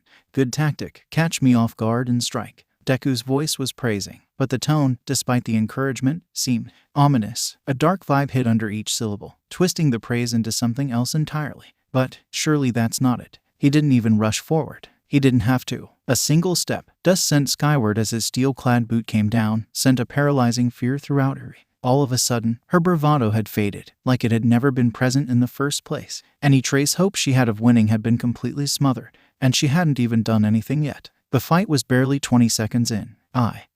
Kota stuttered, his hands violently shaking. His eyes were wide, filled with fear, as he took an instinctive step backward. Won't. Go on. What won't you do? I won't lose. He lowered his stance, dropping into a combat position, despite his trembling. Despite her own fear, Eri had to give Kota complete props. To stand against this monster took no shortage of courage. Yet, Deku raised an eyebrow. His emerald eyes, always so full of intrigue and wonder, seemed to shimmer with unknown emotion. For a second, Eri had no idea what he was going to do. Then, he sighed. That's it. Kota seemed to falter. What about you? Deku suddenly turned his gaze upon Eri. What will you do? She thought for a moment. What would she do? That was a surprisingly loaded question. While losing definitely wasn't part of her initial plan, things had also changed. Defeating the number one hero was out of the question. Even if she let her quirk run rampant, there was no promise that she wouldn't strike everything except for him. And, for some reason, he hadn't been affected when she was a child. Perhaps it was weaker then, or because she didn't have control, but either way, he'd been the first person to fully resist it. To this day, she didn't know what that was. Nobody had ever taken the time to explain it to her. In fairness, she hadn't asked, either. I see. She blinked. Had she taken too long? Without warning, he turned his piercing gaze toward Katsuma, and leveled the boy with the same heavy look. Or, she thought he had. Where the boy had once been laying, the spot was now vacant. There was a clear indent in the place of rubble and debris where he'd been laying. But aside from that, there was no evidence to suggest he was there. Nothing aside from a sudden yelling. With a mighty leap, the auburn-haired teenager soared through the air momentarily, his gaze set firmly on the imposing man that had challenged the trio. His gaze had turned slightly wild, a look that did not seemingly fit on the usually mild-mannered boy. I'm going to hold you back. It seemed inspirational. Hell, it was inspirational. It was also completely irrational. There was no doubt that somewhere, watching this fight, Aizawa was scoffing and shaking his head. Shimano's hand-to-hand combat was above average at best. His quirk was primarily support-based, so he didn't have the same advantages as someone with a more offensive-driven quirk. It was difficult for him to fight one-on-one fights without either having some sort of tactical advantage, or burning time until someone with a more combat-oriented quirk arrived. The sports festival had highlighted his weaknesses, further contrasting the difference between his abilities and his ultimate goal. Even still, with all his training with Uravity during the internship, he was no match for Deku. With a quick pivot, the green-haired hero planted his off foot in the ground and caught Shimano in midair. Then, he used the boy's momentum and smashed him into the ground without an ounce of remorse. The resulting impact cracked the already shaken concrete, eliciting a sharp, pained cry from the teenager as he rested on his side. Rather reckless, don't you think? Jumping in without a plan. Deku's voice was flat, scarily so. Honestly, Eri couldn't think back to a time she'd ever heard him use such a bland tone. His emotions were always on display, but right now, it was like he was someone completely different. He was no longer the number one hero. He was an opponent that they had to overcome. Shimano struggled under his grasp, trying desperately to free himself. Dirt and dust swirled around his body, but as hard as he squirmed, Deku's grip was like iron. What will you do against someone beyond your level? It was eerie to watch. For as far back as she could recall, she'd never seen her idol use such a cold voice. Paired with his icy gaze, she was having a difficult time telling herself this was the same man she'd revered for such a long time. This wasn't Deku. This wasn't the man that saved thousands with a smile. This was someone else entirely. Deku leaned in closer, his normally vibrant green eyes seemingly dark with disappointment. "You can't beat me like this." Even though his voice was lowered, it seemed to carry across the misshapen battlefield. Yuri felt a pull in her heart before all types of emotions flared within her. Anger, frustration, hopelessness.